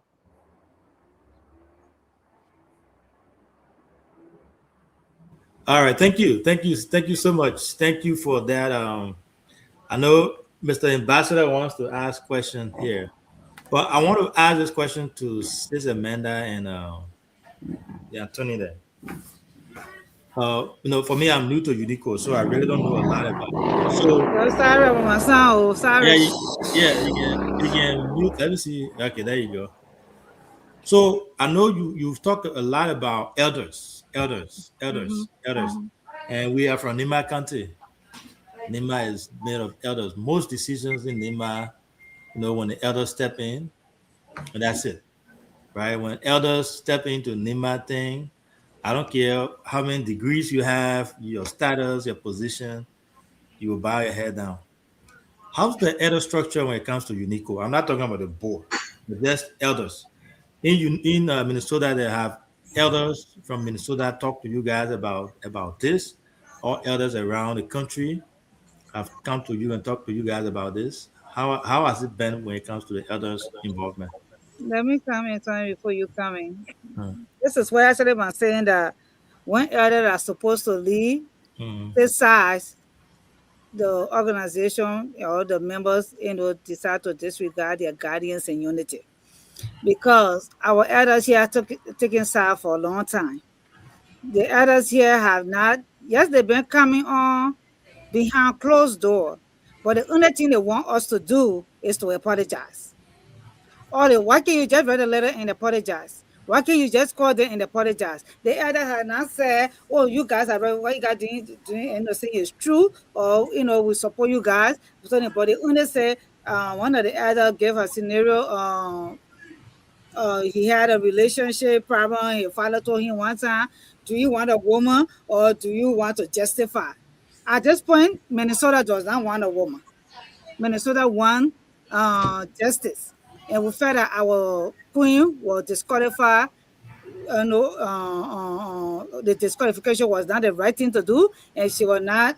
She should be reinstated. So we are here to justify our right. And so that standing up for a right is not about winning, but it's about setting the principle that this cannot be done to the next person, or to teach people that everybody know their rights. So our elders here are not being supportive. When our older elder here, only worry is if we go to court with using Unico money. It's not about, okay, my children, what you guys are doing, you guys are doing is right. He doesn't want us to go to court because he doesn't want us to use Unico money. And I told one of the elders that called me yesterday behind the scene again that one thing my father taught me to me self-respect and how to know when to get off the table or where to go if I'm going to be celebrated or tolerated. And I should never be to a table where I'm tolerated. I should be to where I will be celebrated. So because of this, we are going to go where we'll be celebrated.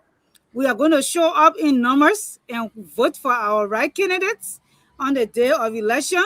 And I believe strongly that this administration should be opted out because they are not doing the right thing. They have failed us. Thank you. So I got a queen picture on the screen there, Queen Vicky. So Minnesota people, are promoting your queen. Yeah. So the more got information there. Folks that are listening, this is the queen that we are talking about, the queen that has been disqualified, and her team is fighting to get her back out to get some form of justice.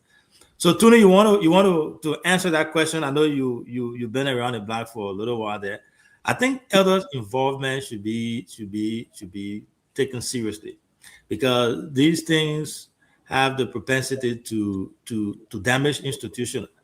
For me, I know a lot about Unico, even though I haven't been involved. But historically, Unico has had some turbulence time when it comes to the same core thing.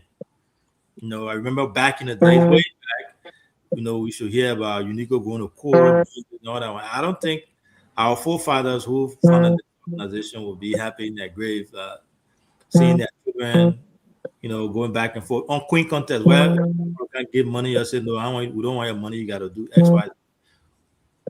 Tony, what would be your say on this? What do you think the elders should do as things stand now? We still got Tony here? Yeah. Yeah, Tony is not here. But Randall, I think you can speak to that. We'll get Tony later on, and then from there we can go to Chris. I think Chris got a question. Yeah, I think. Sorry for that. Right now, a call interrupted because I'm using my phone.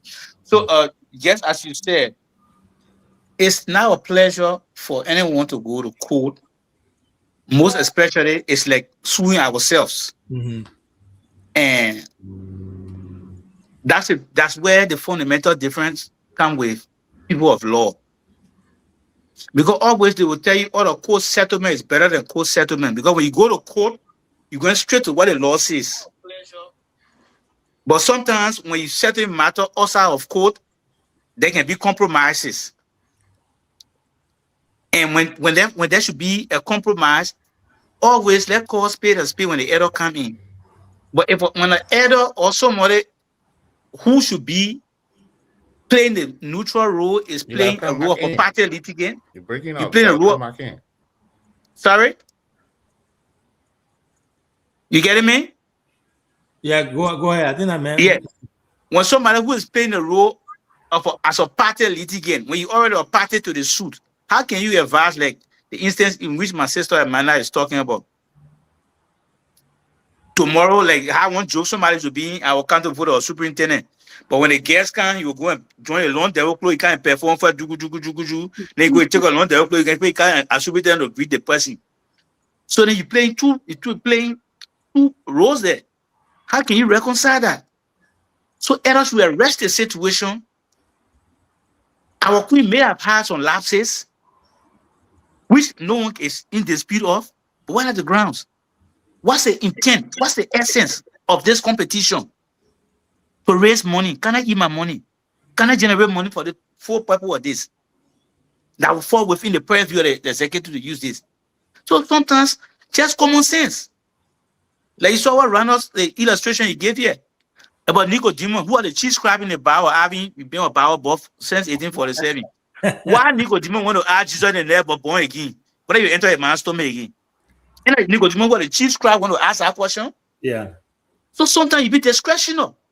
Just use your common sense. This thing is boiled down to raising money for our sole purpose, for helping our people down there who are, I can't say less fortunate, who need it most. So why we can relax the rule for some certain reason to go ahead? But these things come about, when disadvantages come about, when someone feels my decision doesn't stand, this will not happen. Then it's when people too now go on the offensive and say, oh no, we will go to the law, tell all this. So if the needful is done right now, I mean, trust me, we can proceed. That 500 or 700 or 1,000 or 10,000 we're taking to go to court is to go in our queen coffers to raise our money to go there. And there's a massive law that said the lawyers eat on the fool's back. Simple things should resolve among ourselves. But because someone saying that me authority, I'm the way, the truth, and the lie, then a lot of men to say, no, you can't go, we'll stop you. They all go start spending the money also used for our county. So let us just do the needful to reinstate this woman, then we can proceed. Thank you so much. Do you think we still got time to have her reinstated for you guys to raise enough money to go and claim the victory in Iowa? Yes, I think we said we get our letter. We indicated was 24 hours ultimatum. But 24 hours already gone. I can tell that for sure because it was. Yeah, so we don't know yet because right now we haven't heard from our lawyer yet to say if they've responded to him or so. So I guess right now on the show, people are listening and monitoring other things also. If anyone can call anyone from the executive or the board and say, oh, let them call in and phone in and make an intervention and say, guys, this is Nima business. This is this. Let's go this way. We'll be gracious enough to place lawyer to our Antonio. No, it's off the hour right now. But we place a call to him to ask him, has there been any intervention? Then we can move ahead. We don't want to hold or still make the community. We don't want to, hold the community hostage because of one Minnesota chapter, but we are injured. That's the reason. If there's any intervention right now, the executive fire brigade will call each other right now, we'll talk, then we can proceed from there. But if not, and nothing on the contrary, now then it mean that, oh, you're not good at when test it. They're going afraid of them. We're already there, so we're not afraid of them. Thank you. Let me comment on that. One thing I told someone yesterday is This is at first they were trying to talk it something, but it is a community decision. If they reinstate her, how we're going to come up with the money to pay? That's another different case we're going to come up to. But as for me, Amanda, who's supposed to be a queen mother, I don't go to war to win. I mean to lose. I go to win, and the preparation, the zeal, and the ambition that I had to really go into this, they have killed it. So whether we're going to go when they reinstate or we are prepared enough to go, that decision will be made by the community. And if the money going to come for the community cover, then we're going to talk about that too. You see, the one want you to come and because you got your whole coffer there, you're ready to take that money from there and win the queen contest.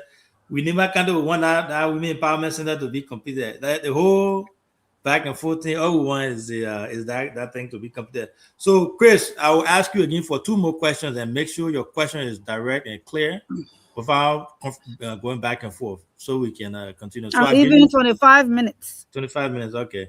So, Chris, over to you.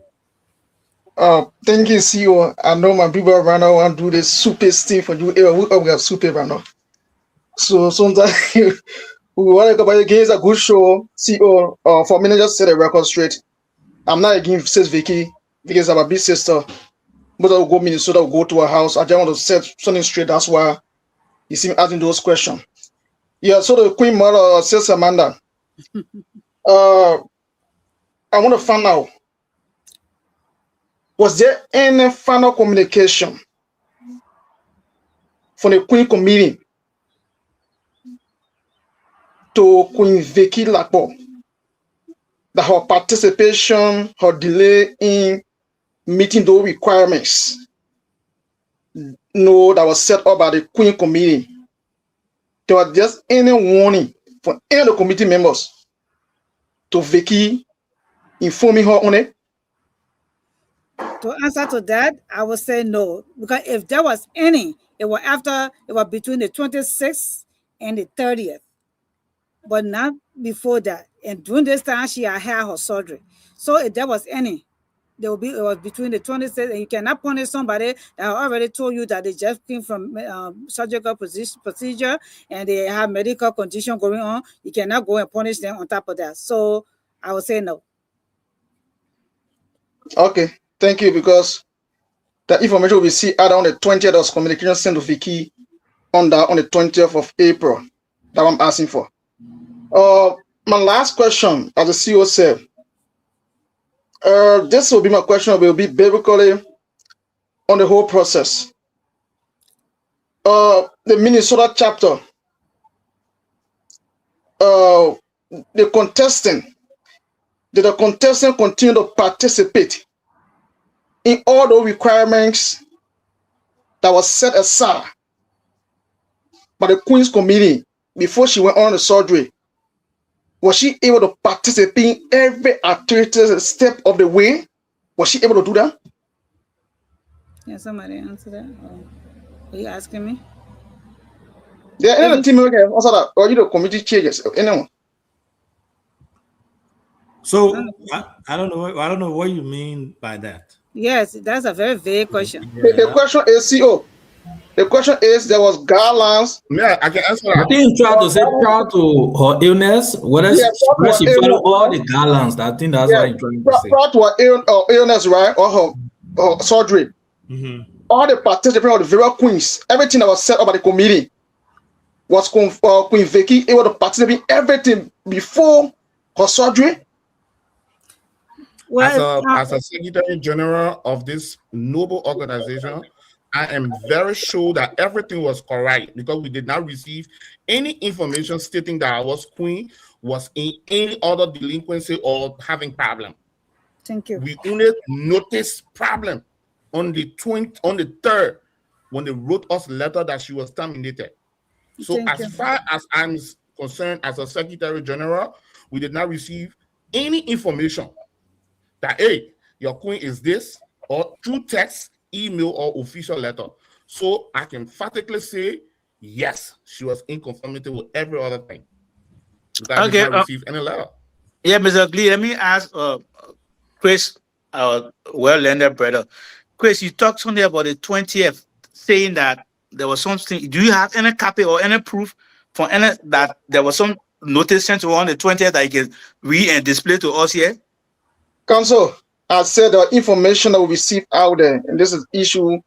What cannot display here? That I'm asking her. That information. Oh, yeah. I was just wondering. I thought you had a hard copy to bring her on the spot here. That's very on rumor.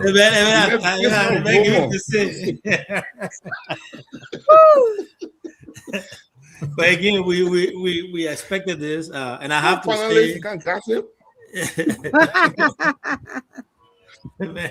Man, I know where you're getting your questions from, but again, we want to say it's coming. You know where you're getting it from. It may get your question. Ambassador, so you know where you're getting your question from. So my question to all of you though, this is just my stance here. I'm afraid that this is going to set a bad precedent for the incoming generation when it comes to this whole lawsuit. And this is just Queen contest. And I believe the leadership has dropped the ball. I think they should have been able to step in to nip this from the very start. This is not a big deal. It's very simple. But I think there are some underlying issues that people have among themselves that is spilling over to this. So Randall, says Amanda, Mr. Sonkale, I mean, what would you say to other Nimbayans in the diaspora that are listening to you? The Gen Zs, the young people that are trying to come in, because one of our contestants, a very young girl, the one from North Carolina, very passionate about this thing. She I think 22 years old. She's coming in, and this is her first time. And then I think all the other queens too, something like that, first time coming, they're getting involved. They're passionate about Nimba. I had them on the last time on the show. I think we had a really great show, man. You could feel the energy in the room, right? You know, people speaking their local dialects and they're excited, talking about their respective districts. In Nimba, I'm from District 1, I'm from District 2. I mean, great message. So what message would you guys send to our people, the young people that are trying to come over? They're listening to this. Oh, our Unico, the people my pa used to be, who want to go do Queen contest, and the people talking about court. Don't you think it set a bad precedent to people who want to join?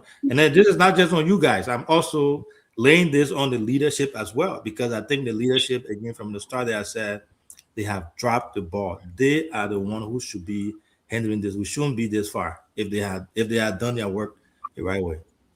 All right. Yeah, I'm calling you. I want to take the okay, Ronald. Okay.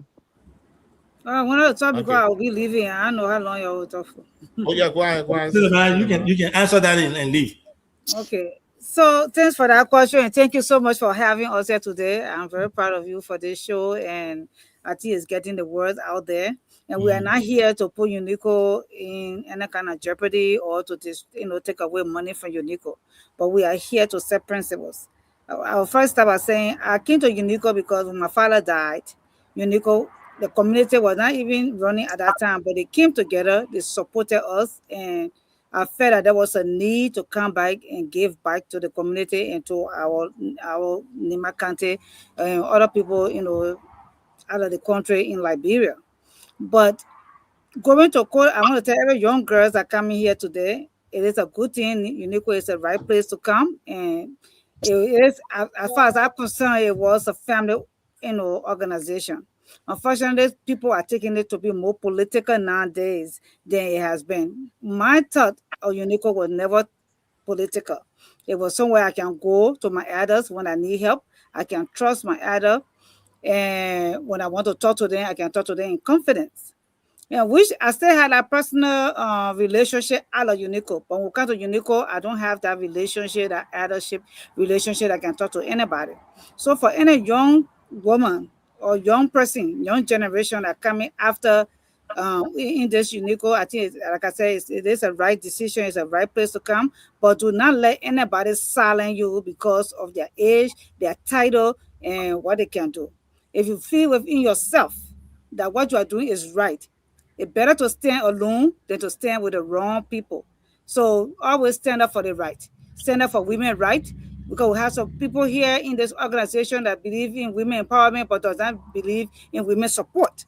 So if you are coming as a queen, Unico queen, as a young girl, young woman who's coming in this queen contest to support women empowerment, always make sure that women have voice in Unico. Do not let anybody silence us. Thank you. Thank you. Do not let anyone silence us. No, Nimba people, we speak our mind. We don't shy away. But thank you so much for coming, Sister Amanda. I know you have to go. It has been a pleasure hosting you on the show, and we look forward to having you back on here again. We pray and hope that, I personally pray and hope that this whole Unico, the Queen thing is settled before we go to Iowa. But thank you so much. If you want now, you can leave. Or if you still got a few minutes, you can stay and listen. So right now, over to you. Yeah, for me, I will actually encourage every young person. And let me first of all just inject. The CEO said something. He said the girl from North Carolina is very young, and all of the girls are young. Don't be so specific about someone. But don't be that. No, don't be that.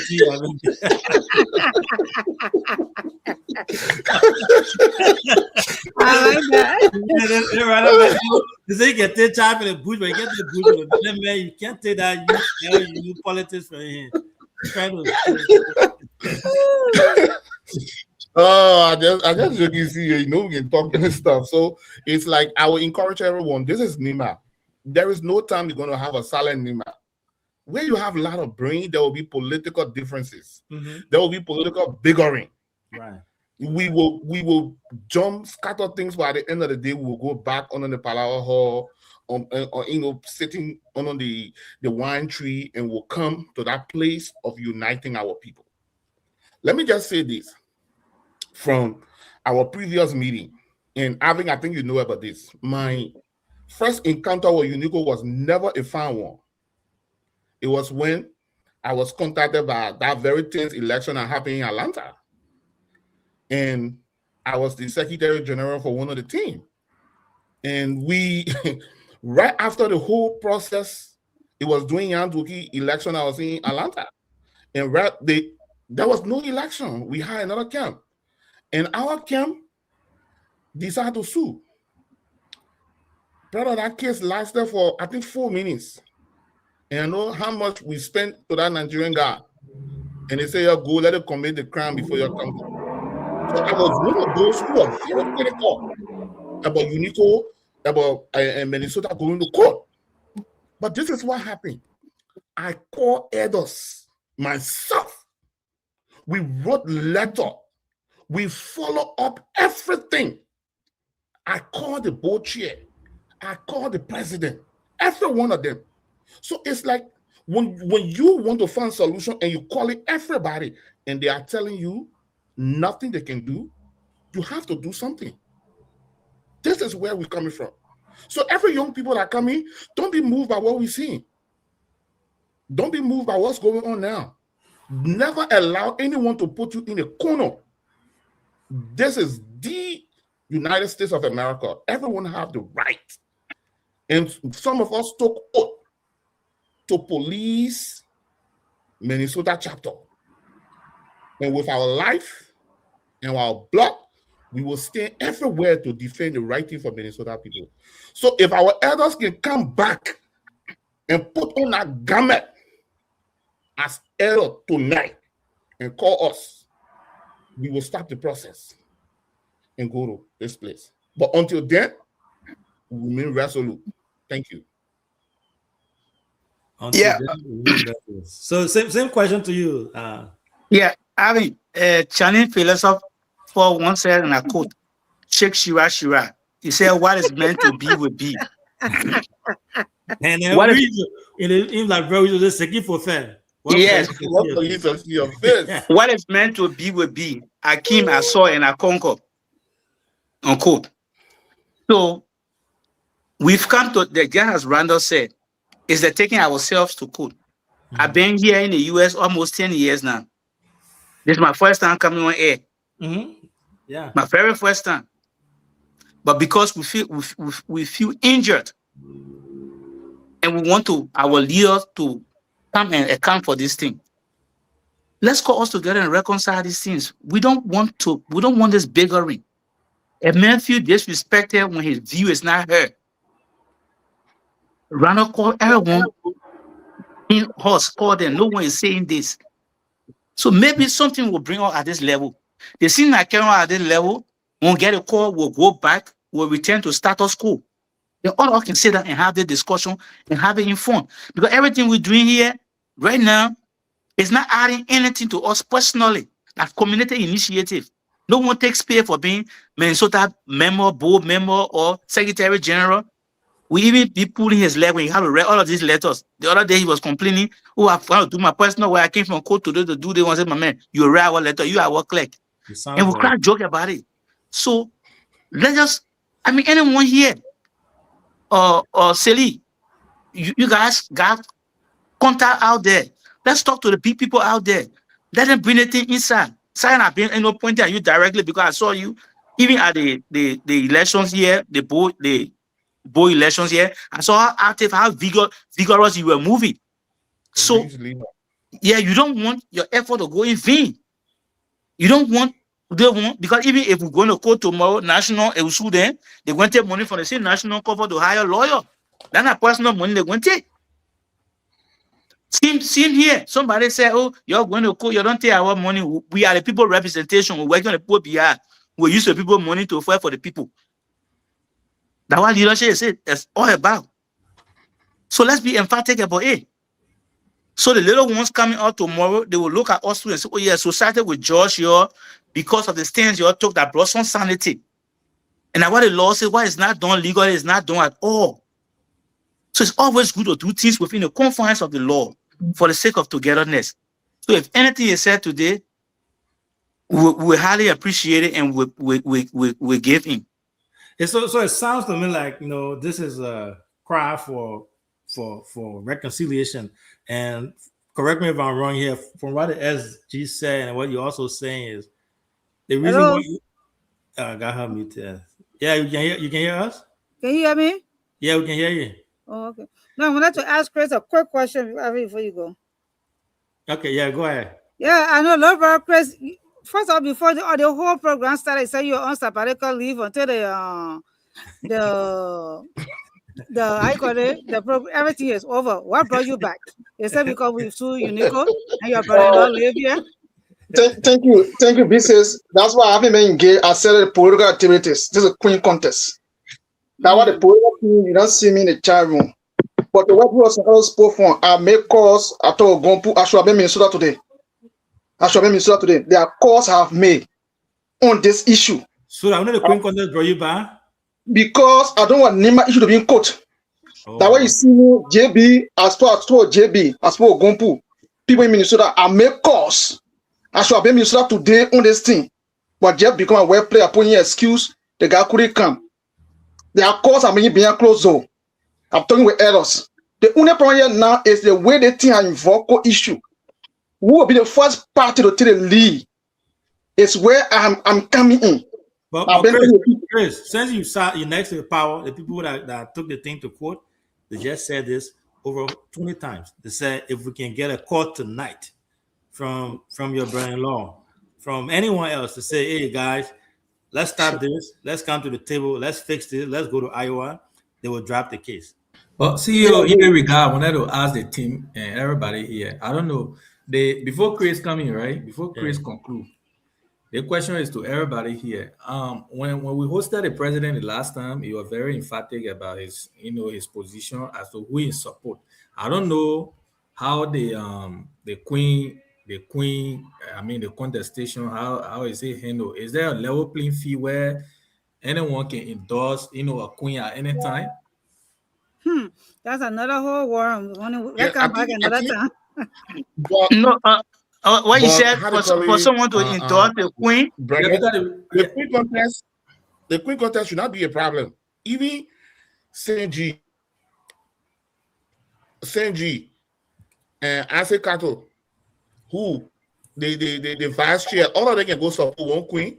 It's not my problem because that money will make you to win. So it's not. I don't think any of the states will have problem with it. So if they can go and endorse one queen, endorsement not make you win. That can see money. So with that, I don't think it's a problem. But what we're looking at here, is that there should be a level playing field because people want to spend their money. So for me, I don't think it's a problem. The reason I'm asking that question, if the house, there could be another means of Thank you. regulating you guys. That's why I asked that question. See, I want to a bit differ with that because, like for example, the treasurer, the current treasurer of Financial Secretary Darlington, he's running on another ticket. So if with Darlington running another ticket, and we know the president has pledged his support to his vice president, he has endorsed her, that shows that at that point, everyone have the independent decision to take. Sure. So everyone voting their way. But if it comes to the Queen contest, when there's level playing field, and we know there's check and balance, we know there will be report made because Financial Secretary Treasurer know what he said, like even our man, DK, who was in the executive before running an independent candidate, who know he get my vote. Okay. Who know why my vote is. All the thing is just the monetary aspect is different. When there's a level playing field, that's where I come, right? I'm not accusing the executive, I'm not accusing anyone, right? The current administration, whether the board or the executives, they do have that authority and they got followers. And the people who bring the money are the followers will be whether from Minnesota, whether from any state. So I wanted to know, because for the political side, that Chris here today, Chris is not on the political team right now, so to say. He are not making public, but Chris, publicly, he could say he's supporting this side. And Chris, are coming. So if you people agree that there's a level playing field, then where are we? Then why did we get here at this point? That's a good question for the board chair and the people, because they are leaders. This is our problem. And I just want to support what you see, Chris. The reason why you see Chris playing a neutral role, because they're feeding him with political long spoon. He can't see what's happening now, so he said he wants sabbatical, but he not come back. Come back. The message on political affair, that Queen contest. Yes, Queen contest. It's not a political issue. And the reason why we got at this point today, if you listen to my Secretary General, he said, people fear is for somebody on the committee to say, I will back off or we will do this. And that's what saying, like brother say, you can be big like elephant. When you don't know your weight, you step on fly, will not die. So if someone is telling, say that it's alleged that someone is saying that when you reinstate a person, I will move. When you move, your deputy should take over. But once you make me that I'm indispensable, or with the contest can go on, then that brings the problem. Thank you. Yeah, and then that is that brings the problem. Chris, I don't know why all your question is geared towards the manner, but she's no longer here. So if you want to ask a question, we got two veterans here. You can ask them questions, and then I know they'll be happy to answer that. But again, to both of you, we got about 10-15 minutes to go here. It's hard to get you. So since we don't get you, I'll try to squeeze the 20 minutes out of you before I let you go. So it is my understanding, or there's a speculation out there. I would say my understanding that Minnesota has issues, right? Minnesota chapter has some internal conflict and what's up. And also this bowl election, no one can deny that it was very hectic. It was very tough. And post the election, the unifying people, I don't think they have gotten to that point yet. So this is a spillover from this bowl election to this coming convention, executive election here. Why do you think it is? Because if you talk about a meeting that they had there, they're claiming that, or accusing the president of UNICO Minnesota chapter of saying something that basically cancel everything else. No one wants to say what happened there, but Do you believe, or would you agree that Minnesota has some turbulences there and things are shaking there, and then that's a spillover from Minnesota chapter that is going over with the whole Queen Vicky stuff to national? I mean, let me ask you a question. My question will be Alright. rhetorical. Yeah. Your so now we brushing your teeth, your teeth can point your tongue. Every day, yeah. Tongue and teeth. Yes. Yeah. They can have misunderstanding. So there will always be problem in amongst people. Mm-hmm. But your inability to wake up from the problem and proceed is what matters. Mm-hmm. To historicize a bit on what you're saying, sometimes in our meeting there have been rough edges. At one point in time, in one of our meetings, somebody referred to the national president. He was very rough on the national president. Mm-hmm. So I told him, hold on. This man, whether you like or not, any man is in your mother's room, he's your father. Mm-hmm. You have to respect the president. He's the national president. And the president got furious. Oh, Tony, I'll take back my respect from you and do the one and do this. Because you can't disrespect the national president. There has been issue. We had this from the board election to our own local board election. Some of us, our anticipation, who we wanted, they didn't win. Other person won. All of this. But from there, for the sake of the organization, that have made forces and work together for the betterment of the community. So we can't tell one person nothing.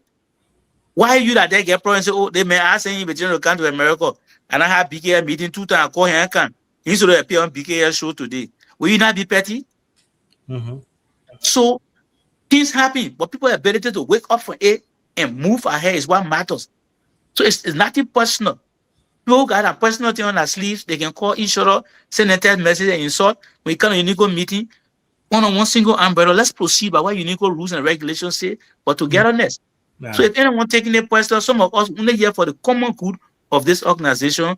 And like before I tell the floor to the SG, when after the board election, we hasn't talked, we call for something for a retreat. We also get back together and have a retreat, have a meeting of the mind. Even if you look at our chapter's constitution, some of the law there has outlets its usefulness. How can we revise the law? How can we do these things and mend all of these things together for the betterment of the community? So if anyone think that we're here today because of some people, Mary speaking to John or John speaking to Paul, coming out, I'm not here for that. I'm here for a singular purpose. The sole thing of Minnesota chapter, I owe allegiance to no camp except Minnesota chapter national at large. Thank you, and I think that's how it's supposed to be. That's how it's supposed to be, and with that, Unico will have a really bright future, and I think that's what all of us are hoping for. Mr. Glee, over to you. The same question. What's the question again? The question again, I'm speaking serious to me. The question is, there have been speculation out there that Unico Minnesota chapter has, some issues, and it's the issue that is spilling over to Unico National, and you guys need to resolve that thing without bringing that over to Unico National. What say you on that? The first thing I would like to say, where you have a lot of brain, intellectual brain, there will always be bickering. There is nowhere that is problem-free. I live in Georgia. The Liberian community in Georgia at the time used to be having board meeting with police, Georgia police in the meeting. I'm speaking on wide spectrum of radio. It used to happen in Georgia, board meeting. So there is nowhere that there is no problem. But I don't want to buy into the idea that there's a problem coming from Minnesota to the national. No. We sent our queen, and our queen was denied. Reinstate our queen. There will be no problem. So what I can say, we've been having, like my bull said, we've been having a lot of problem here. We've been having situation, especially right after the board election. There have been a lot of, and the vice president and we put together a program, a unity program at his house. Madam Quigley, who just left, she had Unity GB, go have kill cow. So there have been a lot of things. So we getting to the place like our last meeting we had to come up with this decision about going to court and leaving UNICO. We were more than 30, 40 plus on the line. So that's why all of the difference is we're going to get to the space. But like we all see, the last time I checked, what pay my bill is the job that I do with Hennepin County. UNICO don't pay my bill. We only sacrifice. But it's very therapeutic being around, see friends, you will have some conversation.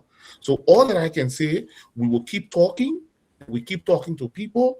We stay engaging with friends, and we will reach that place. But I don't want to believe that it is our problem that is going to national.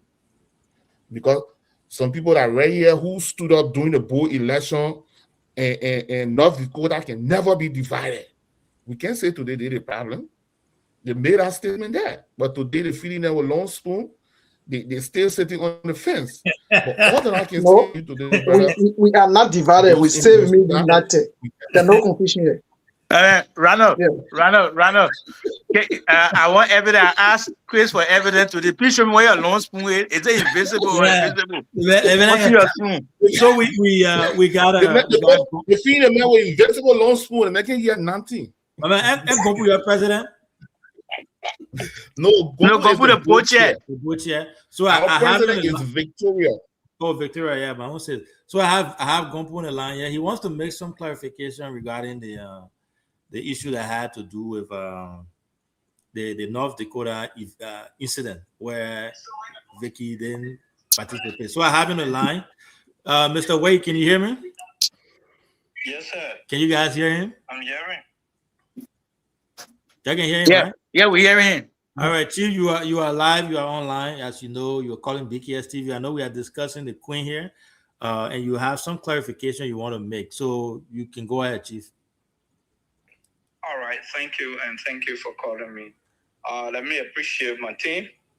They are well articulate our view, and I appreciate that.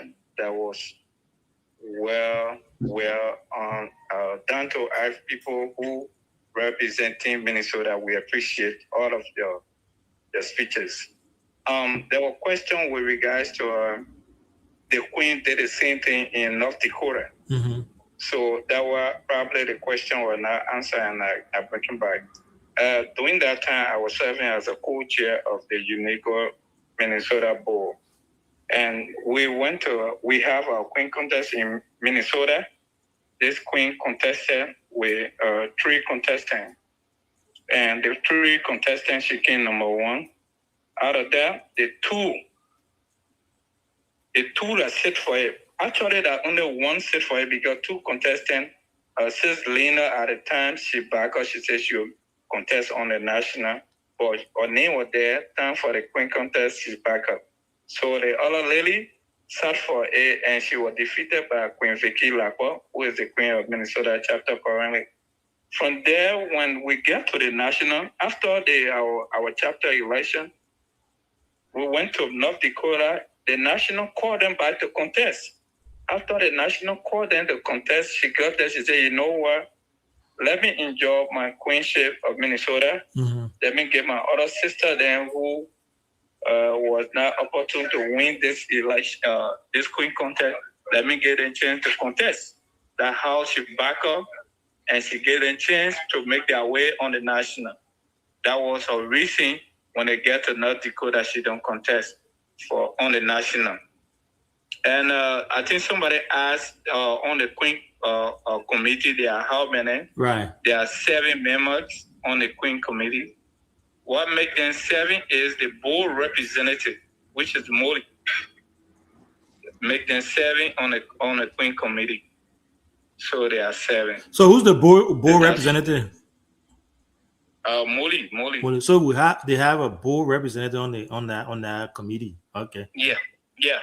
I think if you see in the National Palawa Hall, that was a board representative who even posted the result.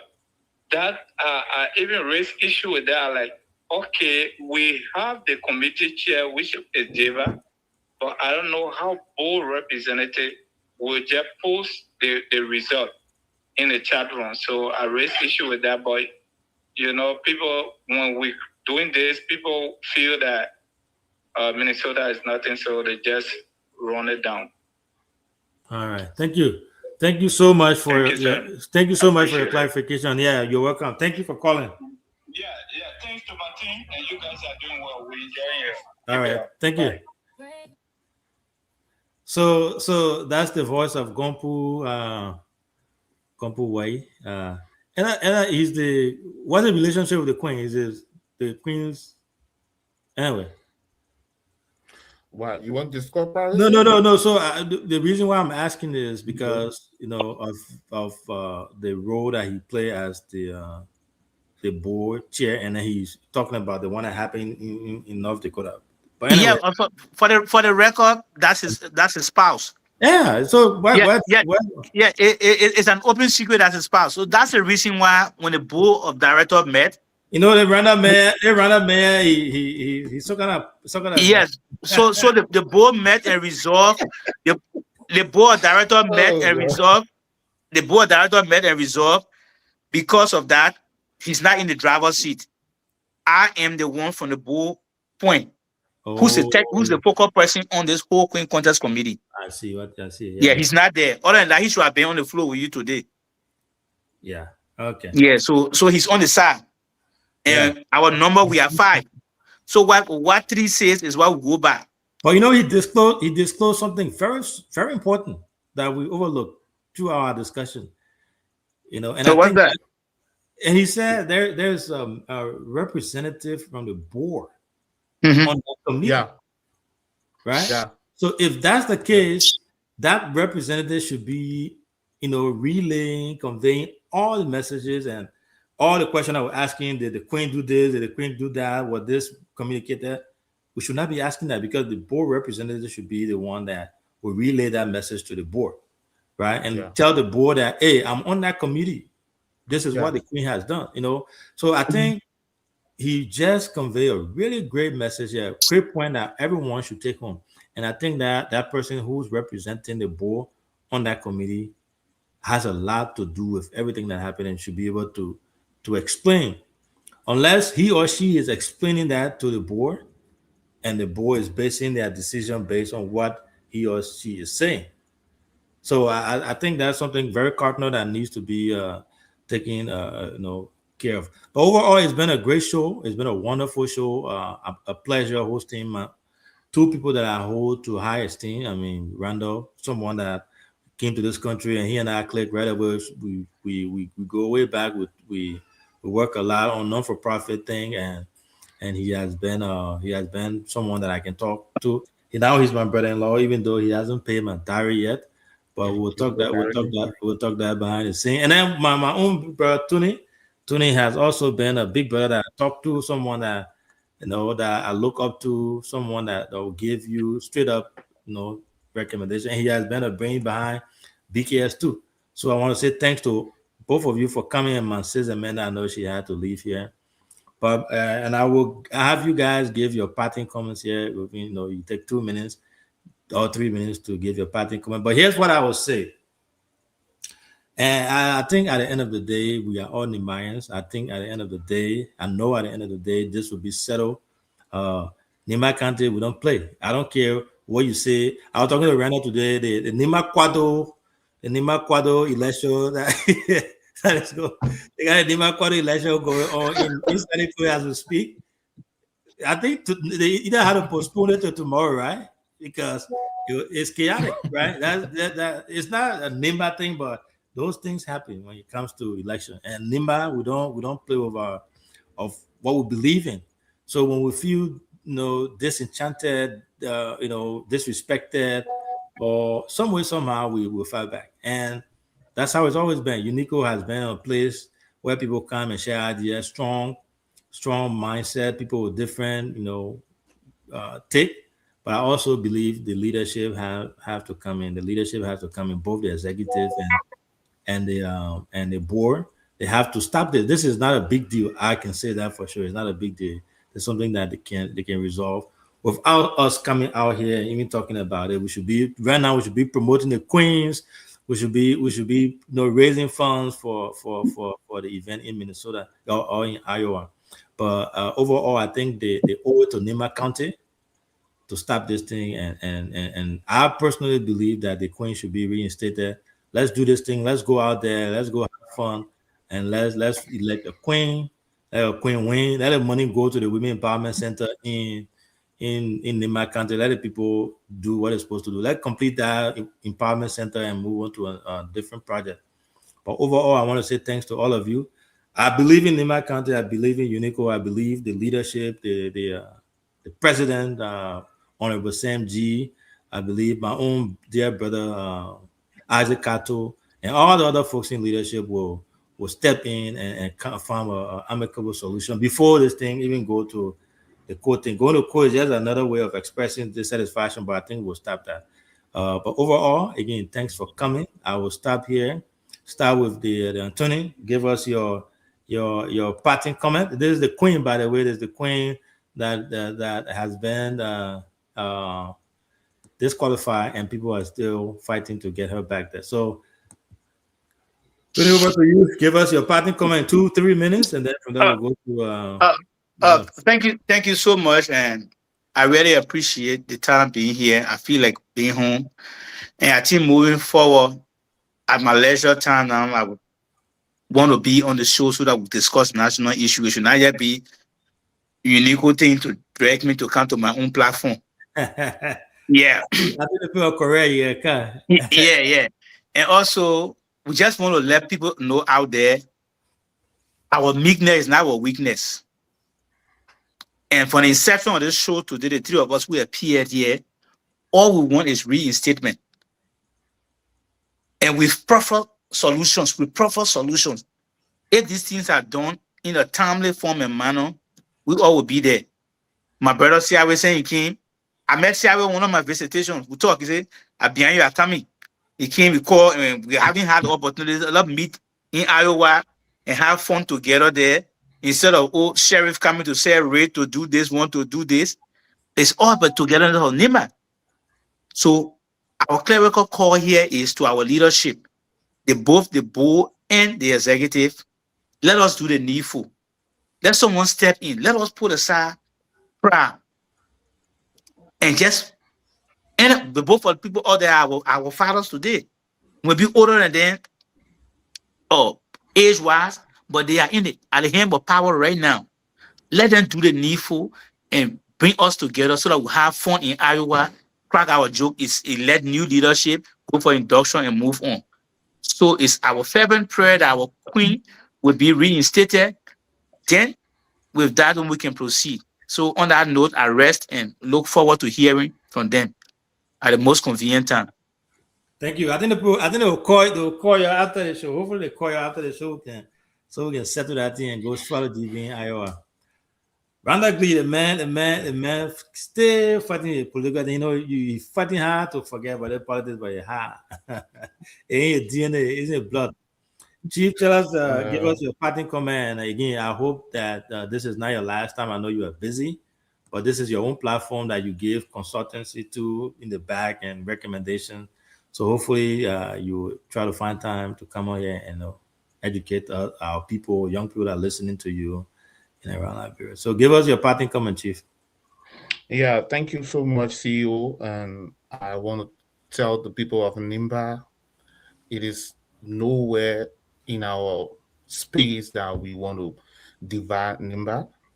Our people are not educated to lawsuit. In America, your child can sue the mom and the next day they will talk. But in our African setting, when you sue somebody for lifetime, your enemy, we try to peek behind everything just for us not to reach this space. But it could not happen. But now we have provided the clarity out there to our people, the elders, the fathers, the mothers. Can you just call the board chair, the president, the head of the Queen, and just reinstate this lady? This is just meant for recreation and a therapeutic day out there. So those of you who spending your time out of the contestant, I want you put yourself back in gear because I trust our Nima people. I trust our mothers, our fathers. Before tomorrow, we'll have a very great news and we'll be celebrating in that place. So I just want to say thank you to the whole team. It was good interacting with you all. Thank you. When you get a good news, I'm gonna tell us so we can celebrate it because we don't want to be bad news, Carol. I like that. I like that. Because be careful. I'm not being a man. You can't talk about the good news, can I? Yeah. So please, when you get a good news, you hit us up. So, all right. Your parting comment before our folks leave. Chris, they're fighting hard to come in. Nobody know when internet on. Yeah, their parting statement. Yeah. So Chris, you driving your AC on? Turn your AC on and get your parting. Yeah, Chris, go ahead because in network, I don't know. He out of data. Yeah, I mean,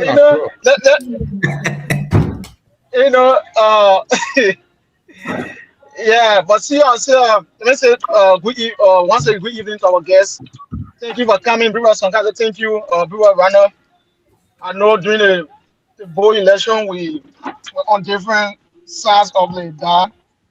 But again, we still remain committed to the process of respecting the elders. That was after the election, we're trying to reach out other people. And thank you for coming. Just that tonight, you presented well. But I think there are a few things that need clarity. The team from Minnesota, could it do? For me, this sister Vicky is a very good sister to every one of us. As I said before, I had nothing personal against her, but I think the team from Minnesota never do well for her in this process. I would say that. Even the meeting you talk about Brewer Runner, the president of Minnesota, in that meeting, she loosening one of the elders. The same elder calling today to come out to help. We cannot disrespect our elders that we know up to for direction. I told you were you part of the information meeting? I received. I have information. You keep gossiping on your national platform. It's not gossip. Runner, come in. Runner. You have to call this man. He was not bad. You said last year. You used the word last year without questioning you, Runner. Then why you have an issue with me? Even you provide here, say alleged. Even you talk about people say people resign from committee, say alleged years. Runner. Yeah, you said people said they want to resign from committee, say alleged year. I never had issue with you. Why should you ask him? Oh, you have issue with me, Runner? So you hold on 1 second because this is huge. This is not you're accusing someone, the president of the president. Yeah, now you are calling him. Yeah, you call him name. So the you are president. So well, who the president? Who the president? CEO. I said allegedly. I repeat myself, and I will say it. Yeah. The president in Minnesota when I come in, Runner, I come in. Who the president? Who the president? Who are coming? I'm the president in Minnesota. I'm speaking. But see, I said the president in Minnesota when they went for the meeting. She even called one of the elders a dude in a meeting. So it's not a dude in a meeting. Yes, I come in. I come in. See, I come in now. We are giving to the lane, Runner. I want for you to Runner,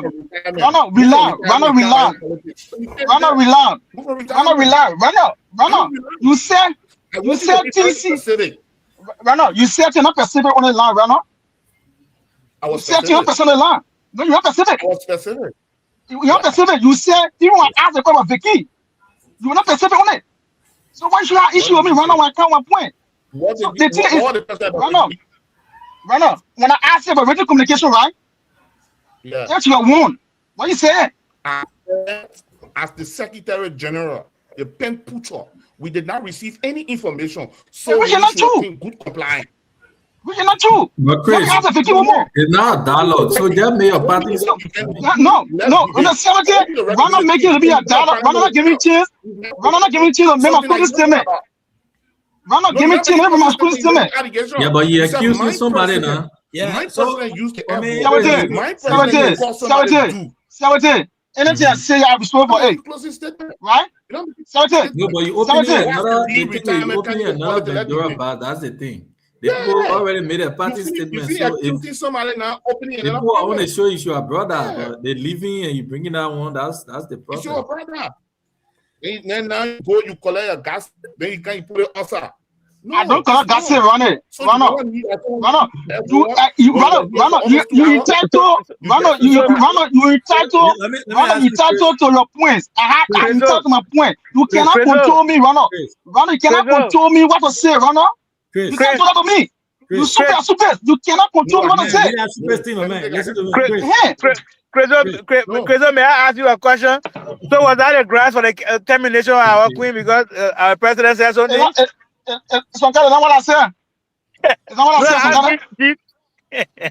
Let me Chris, let me ask you this. You know, what's the relevance of that discussion? I think it was not a ground for her termination. So what's the relevance of that conversation here? You said things are not relevant. You said things are not relevant, Rana. You said things are not relevant to the disrespect of the queen. You said things are not relevant. What's your issue with Rana? Rana, let me Chris, hold on 1 second. You know, when it comes to people's character, we don't play over here, right? We don't mess around with people's character. When you come on here and you call someone's name, the president of Unico Minnesota chapter, we all know who that is. And you said during the meeting, the person in your word allegedly used F word, right? And then now you going on to say you use do word. I want you to clarify because you say on here everything you say you stand by it. Please clarify. Did you say the president would allegedly use the president now use the F word or do word on another? See, when we're in a meeting, right? In a meeting, you call one of the board member a do. So no, not F word, not F word. Yeah, it wasn't F word. She said do. Okay, that's what I want to clarify. Okay, that's what I want. Yeah, and I stand by it. So the issue that is runner. I know you will have your side. I will say have my side. I know after election, the board election, you need a youth for that process, runner. That bring unity now. That election boom. Go to your team. Yeah. So the issue is, CO, the Minnesota people not doing well for Vicky. I will say the record. Vicky herself, she's a good lady.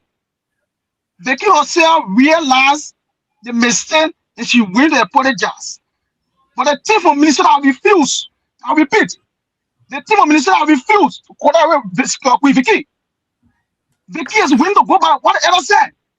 But the team from Minnesota refused for Vicky not to do it. So the issue is they're not doing well with Vicky. What the elder said after the meeting, what the conclusion from the elder? What is it? Right? Did you apologize? What is it? Did you go apologize? The president apologized. Remember you starting us in that meeting. I don't want to go there. What apology they said? Did not apologize. CO, what apology was Vicky? CO, ask Ronald, what apology was Vicky? CEO, I think we want to start a show over. Yeah, no, I don't understand. I'm not taking the show. The question is, I'm coming to what the day in Minnesota, they have Vicky, but now Ronald want to do the show. That the conclusion for the meeting, they never did it, CO. No. Why was saying the meeting, they never went by it? They never went by it. All right. So the issue is, they come here today to preach the entire team that they hate Vicky off. I'm coming. I can't run a Jimmy Chaser. See, I'm gonna make it here. They want to respond. Issue with me. Go closer. We gotta go. Yeah, but I'm closing up. Y'all pretend me that run up. Where they close? Do my closing statement still? You agree with me, CEO? You can't tell you run up be talking. Run up, big again. Yeah, our panelists. Almost 20 minutes now. Yeah, you got a man circle. That's why. Chris, close your. Run we went through the carrier system. I think you were on me. You know me, bro. So the thing is, there are a lot of errors that were made by the Queen Committee for Minnesota. Then the Minnesota basically on it. They don't want to go by it. The problem is they want to do the whole thing. That sending group of people hate Vicky. Not hate Vicky. Let's get the record straight. The admission might have Vicky. The equipment might have Vicky. But there were procedures. In that procedure, it was mistake was made by the Minnesota team. Then they accept the fact that those mistakes are made, Then take responsibility. Then we can intervene in the process. Thank you, Chief. If you go to court, what money to use and the money you're going to use. Thank you. That's all. So I don't think we're going to put necessary for now. That means nothing with the other case. So we all sit down round table to have dialogue as we continue to do. We're calling other elders, we're calling other former president, so we all can find another solution. You take the case from the court or from your lawyer, let us sit down and solve this problem. That's all I can say. Thank you. Thank you. It sounds like you haven't been found. You wrote a letter on the 3rd. Today is the 16th. No response. John Comrade, what you want us to do? Then you talk about your cadre. You got to go back to cadre class. Thank you, Chief. You come over, you go back to cadre class. Runner, and when I served in the military brigade, I fired as secretary. Don't go there, Runner. Brother, there's a retired student general. But when we're talking, he's so salute me. You know that I'm beginning. We got paid the currency when I met you in Minnesota. When I met you in Minnesota, I paid the currency to you. When I met you, I paid the currency to you. Let's go. Let me come in top in there. Yeah, I mean, thank you, CEO, for holding the ground tonight, and thanks to Mr. Glee and Mr. Sonkale and Sis Vicky for coming. You know, all of what we doing as institution and as Nimbai is to get the way forward of what's happening in the community. For me, I keep saying, like you said, maybe to buttress you, all of what we saying here all back to the leadership, because at this point I think the president resides in Minnesota, and the people who had the queen, can I say the queen mothers or the committee, they are, like I keep saying, they are ad hoc committee that was appointed. The leadership got complete jurisdiction over them. So based on any decision that is emanating from whether Minnesota or the queen mother or the planner, at this point they should be able to arrest the situation. That's why I said whether the competition is now on a level playing field, and they alluded to that. So once the process is on a level playing field, well, then it's good. But at this point, we will, for me personally, everyone should go to status quo. You know, let's make it a little moderate. At the end of the day, everyone can benefit. I can see that the Minnesota people, they are ready in zeal for the program, so they don't want the team to be, the queen to be left out. But that's the good way. I mean, they are not fighting anybody. They are going to the court and they are using the legal means. I think I saw from the chairman of the board, he acknowledged the receipt of the communication today. So that shows that, you know, the board too, they got their own way of handling properly. They will accept by going to the court or call for conference, and, you know, with the team in Minnesota. But on the overall, we want to say thank you for coming, and the show was good. Chris, all the one you saying you were on the show, you should have brought all of that. Or I don't know, when you go on sabbatical, you come back, you can get rejuvenated, or they can get you the. They can get new info. Yeah, because you sat there all the time, you didn't bring anything. You better to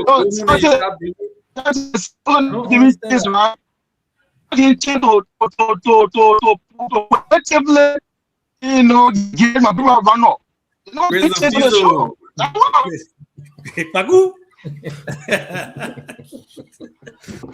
Thank you guys. Again, it has been great having you on here tonight. We had the Unico team here from Minnesota discussing all that stuff. So to our followers, I want to say thank you so much for watching. We'll be back tomorrow. We'll be hosting the Ways and Means Committee tomorrow. The money people from Unico. So they'll be here tomorrow. My own sis Bernice and her team will be here tomorrow to discuss Unico, the money and the cash. So we'll be back tomorrow at the same time. And we look forward to having you guys follow. So you guys have a good night and have a wonderful, wonderful weekend. Bye-bye. And Runner, I'll be there tomorrow.